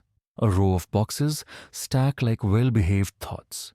But you're watching the inner seam, the false back, that refuses to admit it is anything but a back. The handmaiden slides a hand along the panel until she meets a knot that isn't. The panel understands the invitation. It pivots inward with the softest kiss of wood on wood. The space revealed is not large, no treasure room, no smuggler's tunnel, only a narrow vertical hush, the width of folded letters and the length of a story that likes to breathe upright. Joke number 1 winks and keeps its voice down. The armoire is basically a librarian with great cheekbones. The queen takes the bundle from the basket, ribbon resting like a crescent smile across the pages, and holds it at the threshold of that hush, as if listening for the space to grant permission. You smell the faintest echo of beeswax and orris, the floral line drawn earlier over the ribbon's curve. and something else now. The resin warmth of the cabinet's interior, a breath the wood has been saving for privacy. She slides the letters in. The fit is exact. A kindness engineered into grain by hands that understood secrets in their bones. Quirky tidbit lifts a finger. Cabinet makers sometimes leave signatures where only furniture will ever read them. Tiny inlaid initials beneath a shelf, a carved fish hiding behind a stile, a neat pencil note along a mortise that says, "Made when the moon was thin." You half expect to see such a message here? You do not. The knowledge that it might be there is comfort enough. The handmaiden passes a small cloth packet. The queen opens it and pinches a whisper of paakai, salt, between finger and thumb, letting a few crystals fall into the seam beside the letters. Not for preservation, not in any scientific sense, just for luck and for the feeling of doing something the sea would approve. A sliver of green tie leaf follows, slid like a bookmark down the panel's edge. The seam closes with an unimpressed quiet. It does not brag. That's how you know it is good at its job. She turns the visible key now, a European lock, imported, tidy. The kind that clicks with a tone self-satisfied enough to ask for an audience. Historians still argue whether certain palace cabinets were locally built with foreign fittings or entirely imported as finished pieces. The inventories say one thing, gossip another, and the truth, as always, probably minds its own business behind the panel. What you have is the evidence you can hold with your ears. The subtle double sound of two systems, the public lock and the private catch, agreeing to be guardians together. She rests her forehead momentarily against the door, a gesture not dramatic but necessary, like letting a thought finish its sentence in your bones. The handmaiden, not a woman to waste a second, reorganizes the embroidery basket back into alibi mode. Cuffs on top, floss obediently loud, a fan whose rivet really will need attention now, because honesty and deception both require maintenance. A footstep chooses the corridor and then reconsiders. You all pause. Even the gecko editor freezes mid-parenthesis on the sill, which is frankly athletic. The ancestor portrait tries to look like it doesn't care and fails with its usual lack of subtlety. Joke number 2 raises a quiet eyebrow. If the portrait truly wanted to help, it could turn around and face the wall for 5 minutes. It does not. When movement elsewhere resumes, the queen tests the door gently, an old sailor seeking the tug in a new knot. Satisfied, she steps back and studies the armoire as if it were a person she has asked a favor of. In a way, she has. You can feel the room's relief. The way furniture exhale is not a sound, but a loosening of corners, a minute surrender in wood fibers. No one but night and you could measure. The lamp remains off. Secrecy, having eaten, grows drowsy. Mainstream fact clears its throat again, pleasantly. Palace interiors in this age are a language of their own. Hawaiian woods, meeting international styles, kapu lifted and reinterpreted for rooms that host diplomats and music and modernity. The blend is not an accident. It is a thesis stated in furniture. The armoire, grand and sensible, is a paragraph in that argument, built to hold garments and, apparently, the fragile arithmetic of silence. She reaches into the little drawer where the visible keys live, a low jangle that thinks it understands authority and chooses not to pocket any. Instead, she slips the true pin, the one for the secret catch, into the hem of her sleeve where no one but cloth will ever know. The handmaiden approves. You do too. Authority can be borrowed, knowledge stays where it is placed. She closes the embroidery basket and sets it 2 feet to the left, a tiny migration that changes the room's geometry into something no visitor's memory will match later. The fan moves to the desk. The blotter islands await their next crescent. The lemon for invisible ink remains in the drawer, patient, mildly offended at being typecast as a prop. You pat it in your mind. Not tonight, understudy. The stage went to furniture. Do you want the ribbon back? The handmaiden asks quietly. The queen considers, then shakes her head. Let it keep watch, she says, which is exactly what a ribbon wants to hear. The handmaiden smiles and, with a gesture that is both superstition and system, touches the armoire door twice, once for secrecy, once for home. You feel brave for no good reason. You accept the gift anyway. Historians still argue whether letters like these ever made it to the king, whether catches survived palace upheavals or quietly disappeared into the ordinary heroism of housekeeping. The record permits both readings and judges neither, which, for once, feels wise. You are not here to pry open panels with the dull knife of certainty. You are here to witness how people lean on wood and wax and the mercies of late hour, so feelings can exist without breaking the furniture of a life.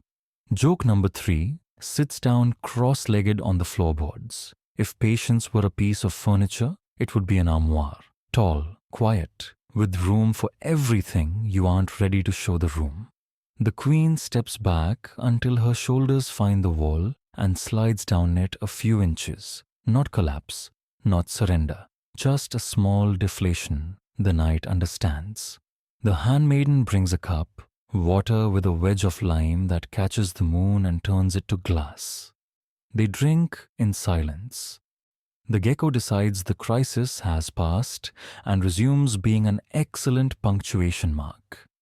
The ancestor portrait glows a little in the varnish, as portraits do when they want you to think they were on your side all along. At last, she draws the mosquito net across the bed in a single, decisive glide. The room arranges itself into the grammar of sleep. The telephone chooses not to ring. The corridor remembers room is not a synonym for corridor. Behind ornately carved doors, a small column of paper breathes in the dark. Ribbon, remembering a flower. Wood, remembering a tree. And both remembering that trust, too, can be stored on a shelf. You stand beside the armoire long enough to learn its sound. It sounds like a book closing gently, not to end the story, but to save it for the next chapter. You leave the cabinet to its guardianship, and the cabinet leaves you to the rest of the night. And everyone keeps everyone's promise for one more hour. The wind arrives first, shouldering the shutters like a guest who forgot the difference between knock and entrance. Rain follows, not in a sheet, but in braids, each strand finding the window panes and combing them with fingernails of water. The palace, normally a composed breath, makes a small, involuntary sound, timbers settling, roof tiles conferring, the long corridor rehearsing how to be a ship. You feel the oar press cool at your cheeks and smell the near metal tang. Storms always sharpen from dusk onward. Somewhere in the belly of the building, the generator murmurs, modernity, purring under its own blanket, while the lamps hesitate, then hold. Your ribs thank the electrician. She lights nothing extra, trusting the steady hum already working. The desk becomes its own island in a widening thunder-rimmed sea, and the blotter, our felt archipelago of crescent moons, looks suddenly like a map you could sail by. She sits, smooths a page that wants to become a kite, and takes up the diplomat nib with the gravity of someone about to ask her own courage a favor. The ribbon you watched drink plumeria earlier lies coiled like a tame question, not needed and still reassuring. The first crack of thunder is not violent so much as intimate, arriving through the ribs of the room. The gecko editor on the sill chirps once and scampers behind the curtain, clearly a member of the Small Animals Union with a very specific storm clause.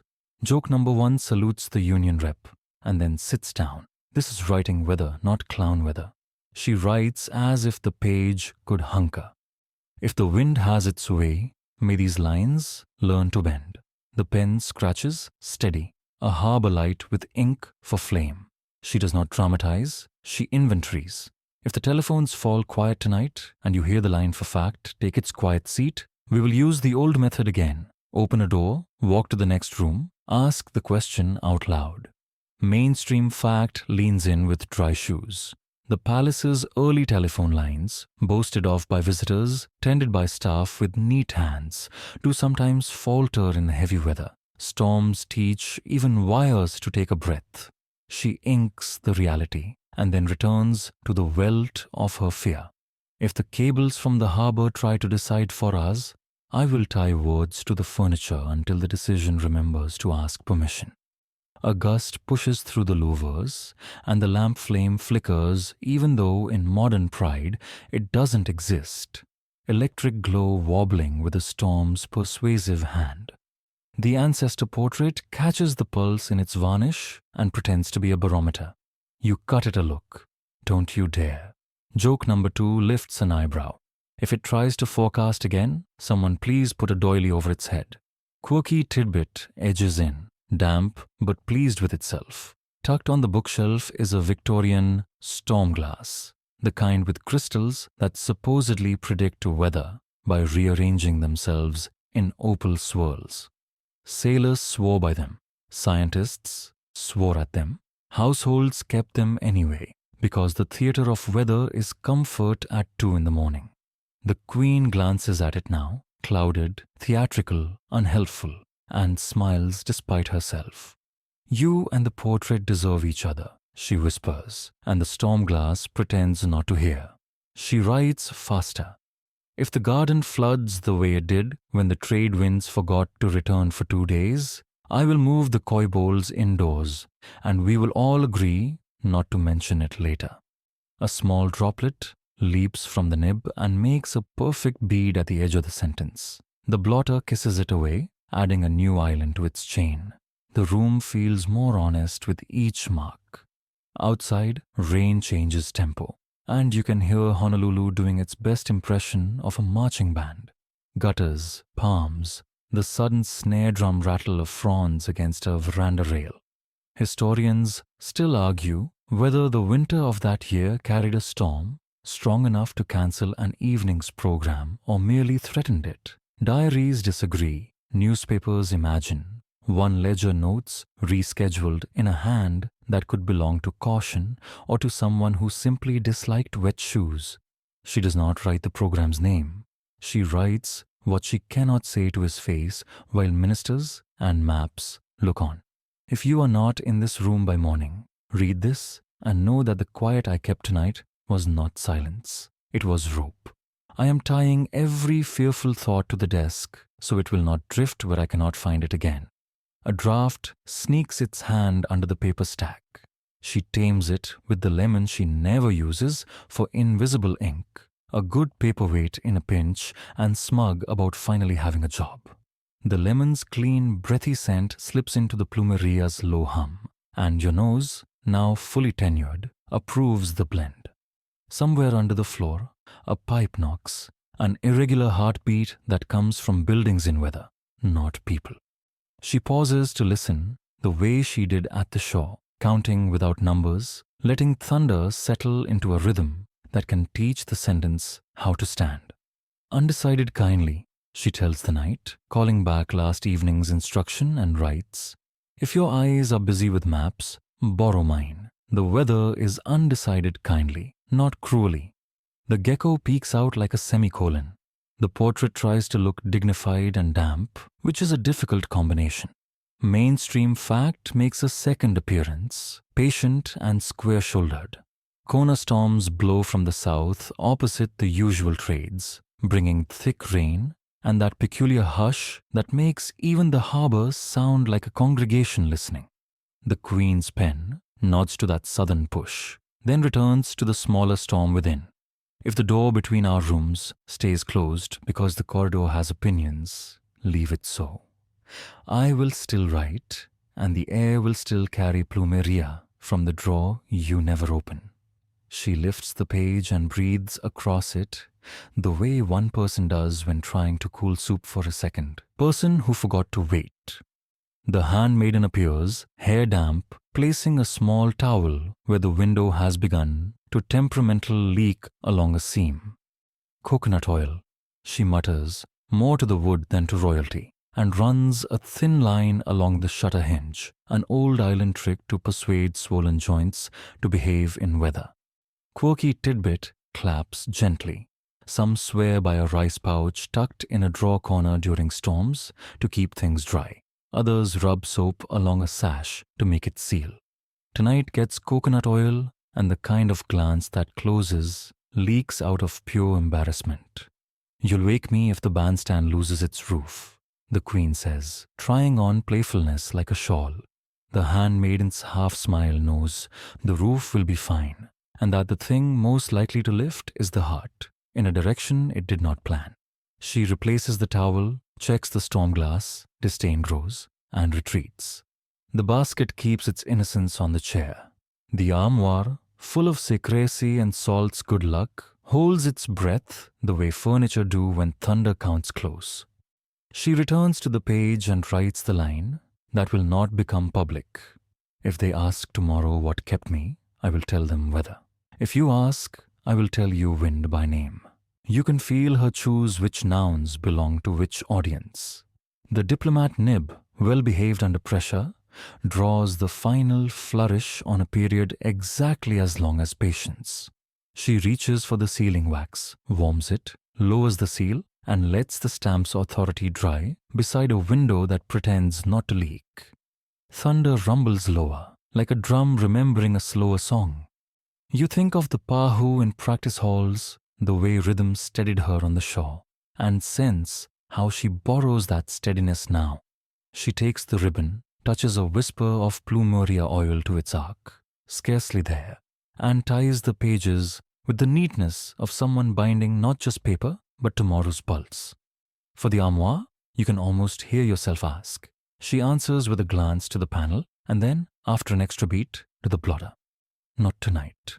Tonight, the letter lives under the blotter islands, a chart she can consult at 3 in the morning without keys. She douses the lemon's vanity with a pat, thank you paperweight, and turns the storm glass around so the crane painted on its base faces the wall. Joke number 3 realizes it is technically unkind to punish a bird, even a painted one, and resolves to write a note of apology later. The portrait may co-sign. Rain slackens without conceding, the wind trades shouldering for sighing, and the generator's purr softens, as if even electricity knows when to lower its voice. She presses her palm flat against the blotter, feeling the cool felt and the quiet lives folded beneath it. If your eyes grow tired, she had written in calmer weather, borrow mine. Tonight's edition hums under her skin. Borrow my weather sense too. It is mostly guessing, but it guesses kindly. Historians still argue whether the specific storm that made ink tremble in these rooms was the one people wrote about in town papers or a smaller squall that only the palace remembered. The timeline, like rain, refuses to stand still for measurement. What refuses to argue is the room itself. The towel at the seam, the coconut-oiled hinge, the generator's patience, the gecko resuming its punctuation, the armoire guarding what it must, and the desk carrying a weight that does not show in any ledger. She leans back, eyes closed, listening to the last persistent drip, a metronome for sleeping. The letter, warm under felt, breathes with the room. If morning finds the telephones cheerful again, this page may never need to leave. If morning requires bravery and shoes, it will be ready to ride in the handmaiden's muslin or find that narrow hush behind carved koa. For now, you sit with her in the low thunder and let the storm do what storms do best. Pass and leave the air washed enough to believe in tomorrow's commas. Silence turns out to have uniforms. You discover this before breakfast, when the handmaiden lifts the embroidery basket with the same casual grace she uses to carry mending and absolutely not letters, and you drift with her into the corridor that leads toward the king's chambers. The storm has rinsed the air. Wood smells like it remembers being a tree. The carpet runs like a tide of red hush. Lamps rest in their bulbs, satisfied after last night's vigil. You carry nothing but the plumeria that lingers at your cuff, and the knowledge of a ribbon that will not betray anyone by speaking. The plan is ordinary on purpose, a greeting to the steward, a glance at the schedule board, a deft moment when muslin meets a tray meant for correspondence, a small bow to the Kahili at the door, feathers lifting. The way breath lifts before a name and then retreat. Mainstream fact clears its throat politely beside you. Audiences and communications in palaces like this move through the chamberlain's office. The steward's desk is not merely furniture but a tide gate, opening and closing to control the flow of people and paper. You nod to the desk when you see it, the way one nods to rivers.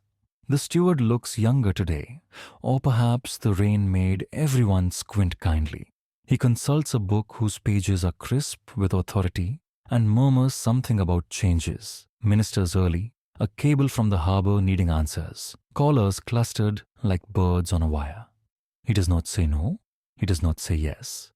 He says something that sounds like presently, which in palace dialect can mean after the century changes its mind. The handmaiden is too seasoned to argue with adverbs. She affirms the weather, praises the neatness of the schedule, and lets stillness do the negotiating. The corridor beyond the steward narrows into the etiquette of footsteps. A guard with clean boots stands where boots are meant to stand. Lantern off, because electricity makes the hallway bright enough to perform good manners. Just inside the bend, two Kahili rise like quiet palms, feathered standards that announce chiefly presence without raising their voices. You feel the air change its posture. This is a threshold that remembers thresholds. You also feel how silence wears a mask, courtesy on the outside, policy underneath. Joke number one loosens its tie and whispers. The palace has mastered the fine art of saying, "Not now so beautifully, you want to thank it." The handmaiden breathes through her nose and takes one modest step forward, enough to enter visual grammar, but not enough to require punctuation. The guard inclines his head with the tragic dignity of a man who has memorized 3 sentences and been told to spend them wisely. He spends the first, "His Majesty is engaged." He spends the second, "Please leave items with the office." He spends the third by doing nothing, which turns out to be the most expensive sentence of the 3. The handmaiden does not present the basket. She does not look disappointed. She becomes furniture for exactly 12 heartbeats, and then becomes a person again. You admire the discipline. A telephone rings behind a door to the left and is answered by a voice that has decided to be brisk. Another door opens just wide enough for a paper to go in and a paper to come out. Somewhere, a fountain pen scratches with the determination of a diplomat nib that thinks it's saving the world. The schedule board receives a correction in neat graphite.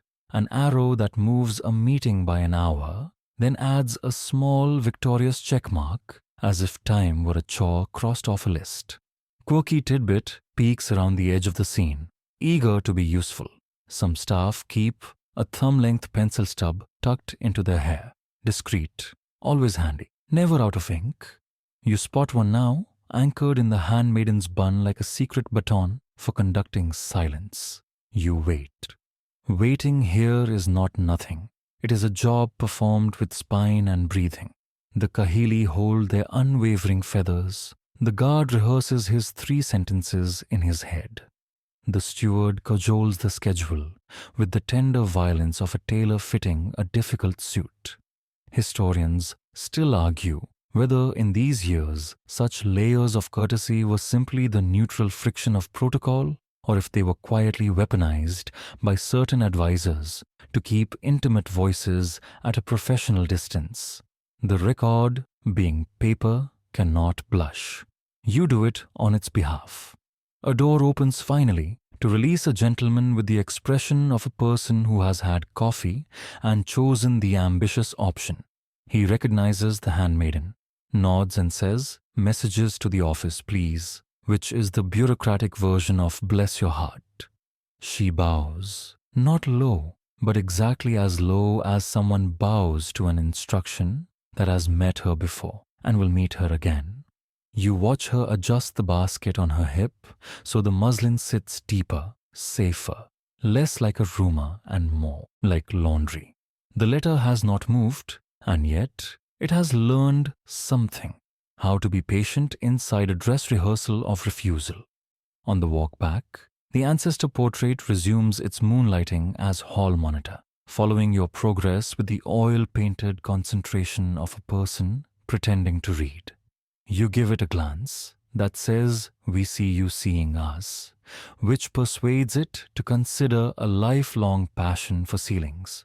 The gecko editor, posted at the window hinge like punctuation with opinions, clicks once in sympathy. Joke number 2 waves its tiny flag. Geckos are management's answer to morale. Back in the bedchamber, the air remembers plumeria and the night storm in equal measure. The blotter, archipelago of hesitations, waits like an atlas the queen consults to plan routes through feeling. She stands when the handmaiden enters. The basket lands on the chair as if it had never left. "No?" the queen asks, and manages to make the vowel, both brave and unsurprised. The handmaiden shakes her head. "Not now," she says, and you can hear how much experience lives inside those 2 words. She lifts the muslin and sets the letter on the desk. The ribbon's curve holds the faint line of perfume, anchored by orris root and a promise. The lemon paperweight pretends to be casual. The diplomat nib gleams as if someone just told it that honest work is still a career. The queen reads the first line, not with eyes, but with fingers, index tracing the air above the words, the way a person tests bathwater. "Later," she says, borrowing the tomorrow you've watched her borrow before. The word is not a defeat, it's a pilot light. Mainstream fact knocks softly and steps in again. The palace's own musicians will rehearse this afternoon for an evening program, an arrangement whose notes can be heard through 2 corridors and a staircase if you stand in the right place. Music has a way of making the walls behave. She sends a message, this one perfectly official, inviting an additional piece to the program that favors slow strings and breathes like a long walk by the shore. If she cannot deliver a page of words to the king, she can deliver a page of music to the room he must inhabit. You watch the strategy crack a small smile. The handmaiden moves the embroidery basket 2 feet, a migration you have come to recognize as a ritual of safety, and threads a single securing stitch through the muslin again. Comma stitch, patient and excellent. "I'll try at dusk," she says, already building a map of shadows and footfalls, already deciding which corridor is friendlier to people who are not supposed to be seen. You believe her. Dusk has a way of loosening grammar. A hush settles that is not empty, the kind of quiet that holds tools. She lights nothing. The room wears its mourning, the way a person wears a shawl they love, not for show, but for steadiness. The portrait takes the hint and becomes art instead of surveillance. The gecko chooses a new post above the armoire and turns into a tidy parenthesis again. Joke number 3 perches on the corner of the blotter. If commas run this household, parentheses are on the board. She does not write a new letter. She writes a list of small mercies. The hinge no longer leaks. The towel is dry. The lemon has found meaning. The ribbon still knows its flower. The storm glass has been turned to face the wall, and the music will arrive when it is asked. She tucks the list under the blotter. One more island, irregular, beloved. Silence does its proudest work in that moment. Not blocking, but holding. It does not intercept this line. It carries it like a careful courier inside the body. When the handmaiden leaves, the door closes with a grammar you understand now. Firm, but not emphatic. The corridor resumes, pretending to be ordinary. In the armoire, a column of paper breathes behind carved koa. In the basket, courage naps under flaws. On the desk, a ribbon keeps watch without boasting. Intercepted by silence, the letter waits. You do too, and if the room has a pulse, and it does, it sounds like a slow drum you once heard at the shore, counting sets of waves that always, eventually, returned what they took. The afternoon settles into that soft cold quiet that lends courage to beginnings, and sometimes endings. You return to the desk as the handmaiden eases the door shut with the same tact she uses for storms and diplomats. The room smells faintly of sun-warmed wood and the ribbons almost remembered plumeria. Somewhere on the grounds, the band warms a single clarinet that keeps forgetting which note is home. The Blotter Islands, the crescent archipelago of second thoughts, wait with the patience of furniture that knows the hour has come around again. She sits. She does not sigh. She draws the diplomat nib toward her as if asking an old friend for a last favor that won't be called last. There's a ritual to endings. She squares the paper to the desk edge. Shorelines must be true. She chooses the middling nib, reliable, diplomatic, and tests it once across a scrap, a line so steady you could hang a frame on it. No lamp. Daylight is honest enough. The ancestor portrait catches a small highlight and pretends to be supervisory without actually helping. Joke number 1 raises a hand in your head. If the portrait wants editorial credit, it should buy a pen. She begins, slow at first, the way people step onto a pier they know will move. My dearest heart, the letters walk, careful without being prim. If I have tied too many ropes to the furniture of this room, forgive me. They kept the drift at bay while I measured weather. The nib behaves. The page accepts. You watch her find a tempo that remembers last night's shore, sets of 5 small breakers, then a longer swell for the braver thought. The window lifts the curtain by an inch and puts it back. Even the wind seems to understand.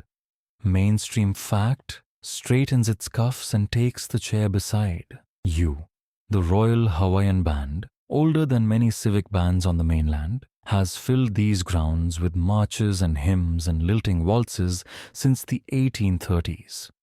By the late 19th century, it is the city's heartbeat in brass, and you can hear it rehearsing a gentle piece now as if the sky had swapped rain for melody. The Queen glances toward the sound, not away from the page, but with it, and writes, "If music arrives before you do, it will save your chair for you." She pauses to blow on the ink, then smiles at the blotter as one smiles at a pet that knows when to sit. The felt kisses the line dry and adds a new island to the chain, a comma-shaped cove. The gecko editor peeks from the curtain hem to check for verb agreement. It approves and becomes an M dash. Joke number 2 salutes punctuation's promotion ladder. The gecko is obviously fast-tracking. She writes the second paragraph without stopping. If you cannot read this tonight, read it when the harbor is quiet and maps have stopped trying to tell you what only weather knows. I will not ask you to answer. I will ask only that your eyes rest here for the time it takes a tide to think about turning. The nib leaves the tiniest hitch halfway through harbor, a stutter like a dancer catching a toe on floorboard grain. She steadies, writes on. You feel the room do its loyal best to keep time. Quirky tidbit sidles into the moment, polite but excited. Tucked behind the inkwell is a little shell box holding a pinch of pounce, powdered cuttlebone once used before blotters became fashionable. A dusting steadies ink on porous paper. She doesn't use it often. It gets everywhere and makes the desk look as if a punctuation snowstorm passed through. Tonight, she taps the lid once for luck and leaves it closed. No glitter endings. Halfway down the page, a footstep hesitates in the corridor, the precise hesitation of someone putting a knuckle to a door and deciding against the knock. The handmaiden's shadow crosses the seam of light under the threshold and then withdraws, translating not now into hospitality. The Queen leans closer to the page as if making herself small will help the words find a narrower gate. If the corridors keep their opinions, she writes, I will keep mine on paper. The sentence lands steady, then waits. And then, because this is how endings happen, something in the air shifts. It is not dramatic. No bell peals, no telegram breathes fire. It is smaller. The band ceases mid-phrase, the kind of stop that means a conductor has lifted a finger and said, again, from the middle. A door somewhere closes with the careful respect of a person who knows paper is listening. The Queen's hand, steady until now, lifts a fraction and does not come back down. Her gaze goes not to the portrait, nor to the window, but to the armoire. to the panel that remembers salt, to the seam that holds a column of nights. You hear the orchestra inside her breathe in, prepared for the next measure, and then the baton stays suspended. The nib hovers over paper so long, the dot of the eye grows a petal around itself, ink pooling, a tiny flower of surrender. Historians still argue whether drafts like this ever existed, a page that carries a sentence to its brink and then freezes, ink dried mid-thought. One rumor says a half-line was found decades later, pressed between sheets of music. Another insists the page lived and died under a blotter, its fibers remembering the heat of a palm more faithfully than any word. The archive is demure on the point. It yields nothing but the soft sound of pages turning. You watch the dot widen until it chooses a boundary and stops. The nib leaves a hair-thin trail when she lifts it, like a spider silk glinting from desk to air and back again. She sets the pen down and closes her hand around nothing. Breath comes, measured, as if she's trying not to scare something small and wild out of the room. The band resumes a phrase with the confidence of a solved riddle. She does not. Joke number 3 arrives late and knows it. If pauses paid rent, this one could afford a seaside cottage. You let yourself smile because tenderness is allowed to laugh quietly at its own edges. She looks to the lemon, the understudy paperweight that saved a page during the storm, and does not reach for it. She looks to the ribbon and the plumeria arc of earlier letters, and does not reach for that either. The blotter waits, a kindly archipelago offering another soft landing, and still her hand rests in her lap, palm open, as if to show the room that she can stop asking for a moment and still be herself. You notice the small things first, the way afternoon light moves one finger width across the desk while no words move at all, the way the gecko, impatient, shifts its comma tail and decides to be a period, the way the portrait's varnish traps a tiny glare and makes it look like a tear in the painted eye. It is not. Portraits have no plumbing. Still, you give it a look that says, nice try. She turns the page a degree, just enough that it tells a different truth about gravity. And in that new angle, the unfinished sentence becomes something quieter than a question and gentler than a command. If the corridors keep their opinions, I will keep mine on paper. And the silence after the ellipsis fills with the whole day. The stewards presently, the guards' 3 sentences, the schedule's arrows, the towel at the window, the coconut oil on the hinge, the tie leaf in the seam, the salt that chose to be a blessing instead of a mineral. Mainstream fact taps your shoulder one more time, offering ballast. A century from now, visitors will file past this very desk at a measured pace, peering at glass cases, whispering to brochures about telephone buttons and electric switches and quilt squares, marveling that a palace in the Pacific glittered with modern light before so many places they have been taught to think of as centers. They will not see the blotter islands. They will not smell the ribbon. They will not know how long a dot of ink can hold its breath. She closes the writing case without the latch, as if leaving it ajar takes less from the letter than a click would.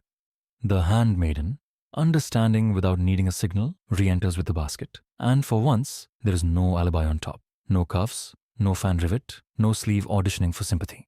Just muslin, honest as a bandage.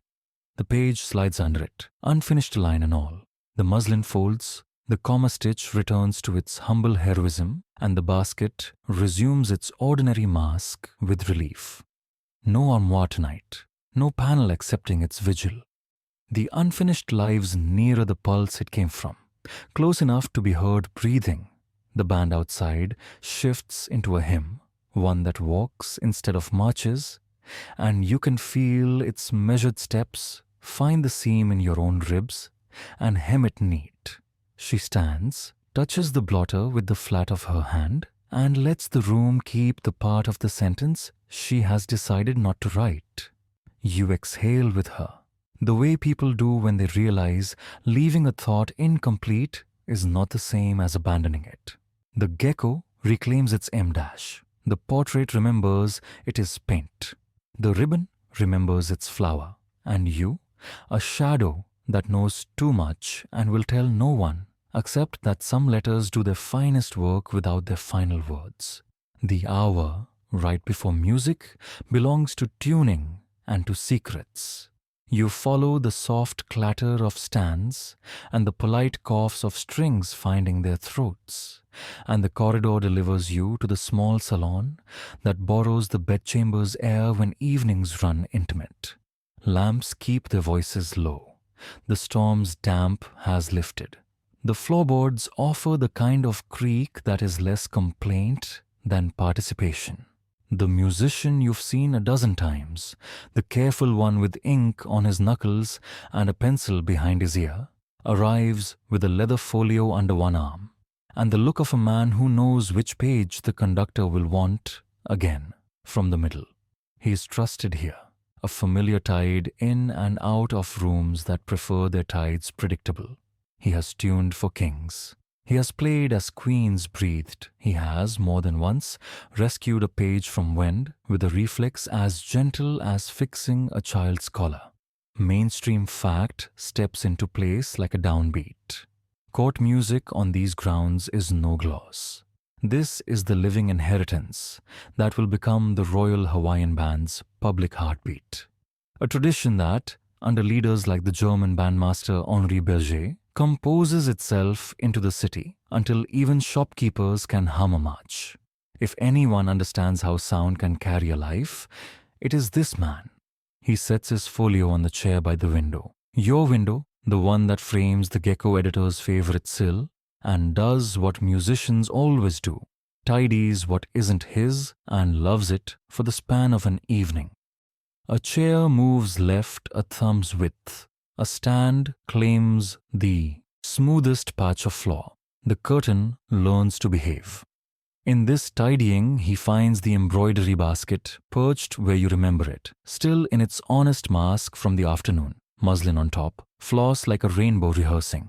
He reaches, not to pry, but to make space for a stand. The basket yields with the lightness of good manners, and the muslin shifts just enough for the ribbon to roll. The ribbon remembers its flower instantly. Plumeria stands up in the room as if called to testify. He freezes. You watch him watch the ribbon, a puzzled, private recognition, like smelling your grandmother's kitchen from a stranger's pocket. Joke number one clears its throat, gentle. The nose can read better than eyes when it has to. He does not pounce. He sets the basket down and kneels, as if the floor had asked a favor. The muslin folds back with the courtesy of a curtain, and there they are. Sheets folded to exactness, edges burnished by second thoughts, the queen's hand unmistakable in the firm humility of stroke.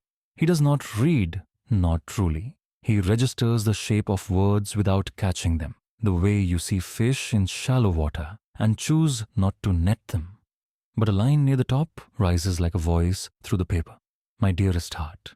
And the rest of the room shifts an inch closer or an inch away, you can't tell which, before settling again. He breathes.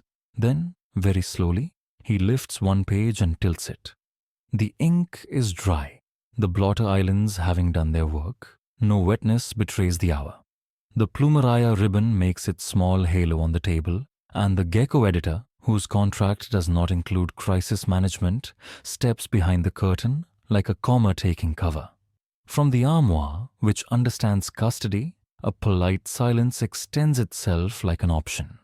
Historians still argue whether it was this musician who safeguarded a cache of private pages, whether the responsibility fell to a different attendant, or whether no single hand can claim the choice that followed.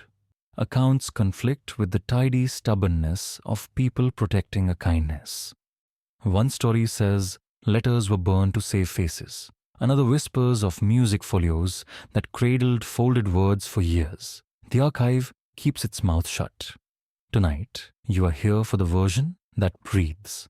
He looks toward the door, toward the corridor that knows 3 official sentences and a dozen unofficial ones. He could carry the basket to the steward and convert mystery into procedure. He could leave things as they are and claim to have seen nothing. Instead, he does what musicians do when a note does not fit the shape of a phrase. He resolves it softly. From his leather folio, he draws the evening's program, 2 dances, an air that walks instead of marches, a hymn whose middle he can play in his sleep. Beneath the top sheet sits an empty part book, onion skin pages stitched at the spine for copying later. He opens it near the center, where paper remembers to lie flat. Then, with the careful irreverence of a man who knows music survives irregularities, he slides the Queen's folded sheets into the hollow made by the open signature. The pages disappear into the book's breadth, safe among staffs and rests. He adds a second layer, an unremarkable practice sheet, pencil staves waiting, and closes the part book. From the outside, it is air and hymn and nothing else. Quirky Tidbit raises its hand, delighted to be useful. Many a musician lines cases with camphor chips or sandalwood shavings to discourage moths and humidity. The result is that scores inherit the scent of prevention. When he tucks the part book back into his folio, Plumeria meets camphor in a truce only noses could negotiate. If anyone later opens the book and asks why a hymn smells like a garden that studied medicine, the answer will be, because the room needed a place to keep breathing. He replaces the muslin exactly as he found it, rethreads the comma stitch with the tiny fish needle you've admired, and sets the basket back in its square of light. The ribbon he does not return to the bow. He winds it once around the folio's tie, a private, silent label for a man who reads by scent as much as by note. Joke number 2, softly proud of him. Librarians aren't the only people who can hide a story in plain sight. You watch him stand and redraw the room inside his body, a map with a new harbor, a key he intends to keep. He runs a hand over his jacket as if expecting Lint to volunteer. No Lint volunteers. He glances toward the portrait. Of course, the ancestor has found a way to look stern during a rescue, and you imagine him wanting to say, "You didn't see that." The portrait, to its credit, is paint and keeps to its pigments. What fate did he choose? Not the steward's tray, not the king's desk. He chooses time. He chooses to let music be the courier and the archive. The folio goes under his arm. His pencil returns behind his ear. The door does not notice him leave because he leaves. The way breath leaves a room that knows it will see you again. Mainstream fact taps your shoulder like a metronome. Copied parts often sleep in cabinets for seasons, then surface when the program calls for them. Their pencil marks and smudges carrying the memory of fingertips and breath. An extra sheet or 2 tucked in the spine would offend no one. Folios are magpies by nature, collecting stray feathers of paper and then forgetting who brought them home. He trusts that forgetfulness to protect what needs protecting. He's back minutes later, the band behind him finding its key. Chairs fill, bows test their grip. A clarinet floats a note that could mend china. The Queen enters and the room arranges itself into respect. He does not look at the basket. He does not look at the armoire. He looks at the conductor, and then at the page the conductor wants again from the middle. The hymn begins, measured and kind. The window lifts and lowers its curtain exactly on the beat as if the wind has finally joined the ensemble. During a pause between pieces, he opens the folio to adjust a crease. The part book lies there, ordinary as a loaf, holding extraordinary like a rind holds fruit. He moves a page, not enough to expose, enough to assure. The plumeria ribbon's scent reaches him through the camphor and the starch of onion skin. He breathes through his mouth and smiles like someone who has just tuned a storm. Joke number 3 pulls up a stool. If confidentiality needed a job description, it would say, must keep time, must carry weight, must never solo. You understand in that moment the phrase sealing their fate forever does not mean tragedy in the loud sense. It means choosing a shelf over a shout. It means the letters will not reach the king, not by steward, not by corridor, not even by accident. It means they will live where breath and music keep them, between him and air, between middle and again, until the room that made them is far away, and the people who needed them are names in programs. It means you, years later, will open a cabinet when you should be dusting and find a folio that exhales a night garden. For now, the ensemble takes its last rehearsal breath. The conductor nods. The room lifts.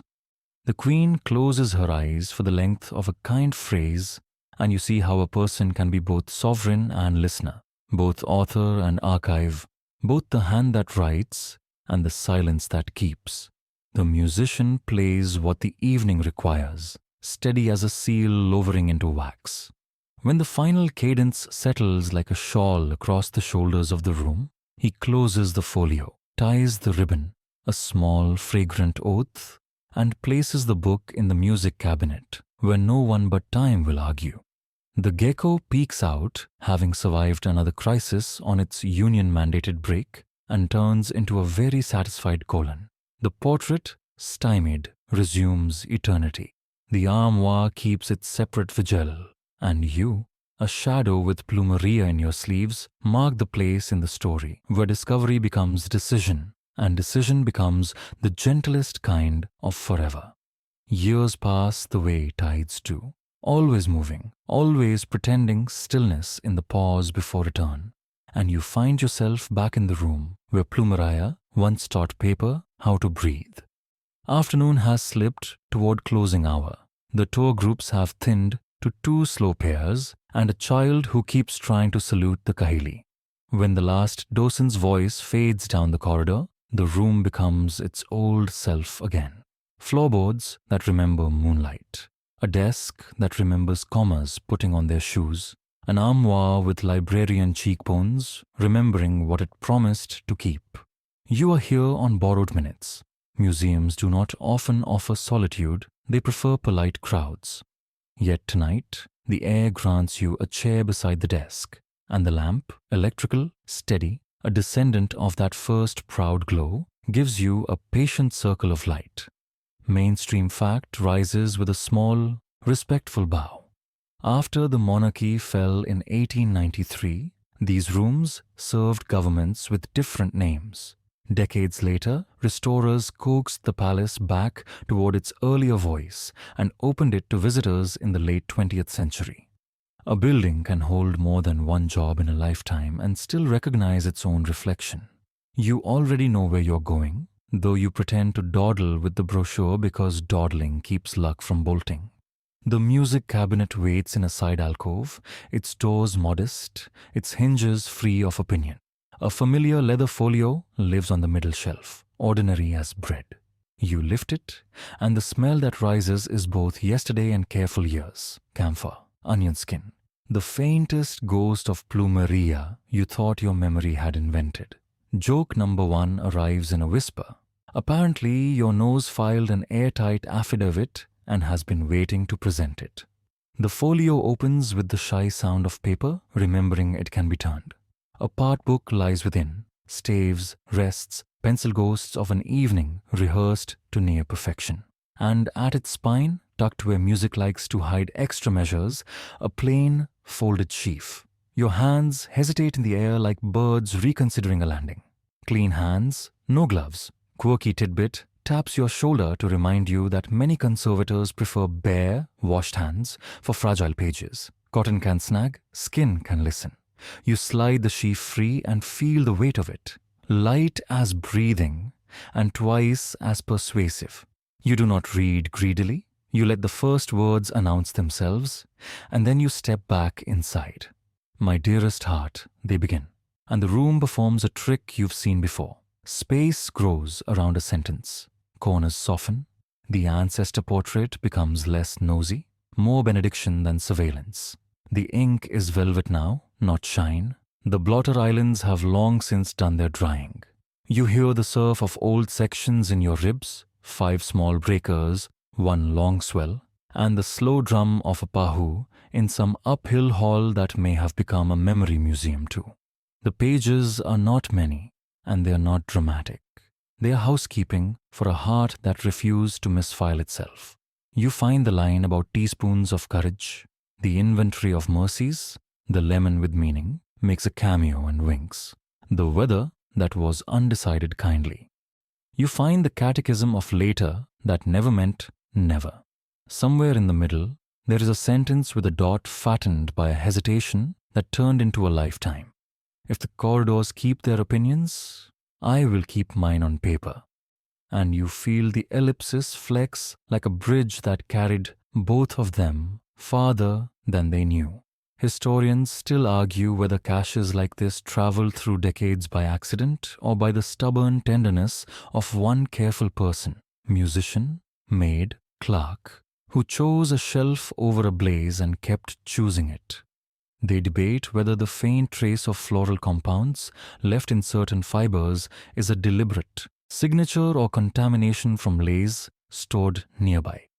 They debate whether the unfinished sentence was abandoned or perfected by restraint. You let them debate in the hallway while you sit with what the room, not the argument, has handed you. You do not read everything. Some lines you merely pass over with your eyes closed, the way a tide passes over a reef it has already learned by touch. You rest your palm flat between two pages in the old gesture she used over the blotter, steadying more than paper. Joke number 2 unrolls the smallest smile. Your palm has become the blotter's apprentice. On the desk, the writing case's latch gleams as if it took a class in eternity and passed. The lemon understudy sits in a display of period smalls, a polite yellow witness to nights when weather and words needed something to press against. The armoire keeps its corner like a dignified co-conspirator. Even the gecko is here, in spirit if not in scales, worked into the corner of a modern interpretive sign by a designer with a sense of humor you appreciate more than you can properly express. You put the pages back exactly as you found them, fold true, edges aligned, the sheaf nested where air can think about it, but dust cannot. You return the part book to the folio and the folio to the shelf. You close the cabinet and listen for the soft, book-like sound a door makes when it remembers a promise.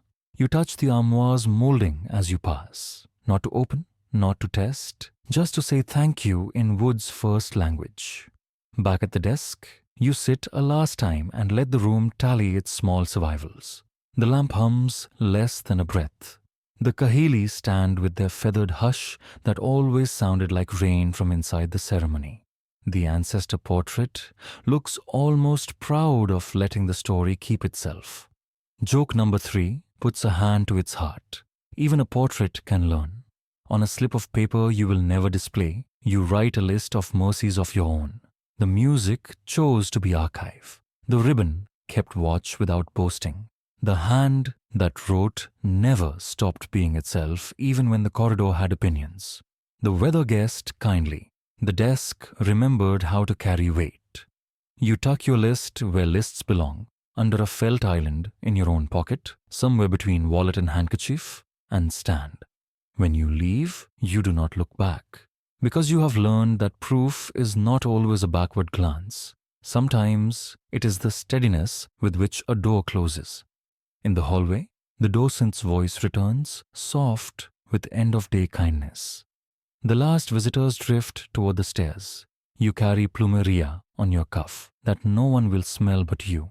Your feet find the steps like a slow hymn, and in a cabinet behind you, between staff lines that once held breath in beats and bars, a sheaf of nights continues to do what it was always meant to do. Keep company. Now, let the room recede the way shorelines do when the tide has decided not to be clever anymore. Let the corners soften and let the lamplight loosen into the kind of glow that does not need to prove anything. You've been moving through hallways and gardens and weather for a while, listening to papers and furniture practice, being brave, and it would be reasonable now to put your hands at your sides and allow the quiet to do the rest. Breathe in, slow and even, as if you could still smell the ribbon's faint flower. and breathe out as if you were returning it gently to the drawer. Notice how plumeria turns to warm wood, and warm wood turns to simple air, and simple air becomes sleep when it discovers you're ready. The ocean you heard in the early hours is farther away now, but it knows how to hum under a fan and inside the hush of a room with good manners. Waves become breaths, and breaths become the soft arithmetic of rest. The story keeps its own watch. The desk remembers how to carry weight. The armoire remembers how to keep a promise. The music cabinet remembers how to hide a kindness in plain sight. You don't need to keep those memories for them. You only need to let your shoulders lower a fraction, and then another, and then a little more, until your whole body agrees that the night is already doing the work on your behalf. If you want, think of the gecko, small and satisfied, pretending to be punctuation on the window frame. Or don't think at all, and let the last images blur into a friendly nothing. A ribbon, a lamp, a page that dries without hurry. You are safe in the slow cadence of the room. You are exactly where you meant to arrive. Close your eyes and let the final line write itself, softly, without ink, in the easy handwriting of sleep.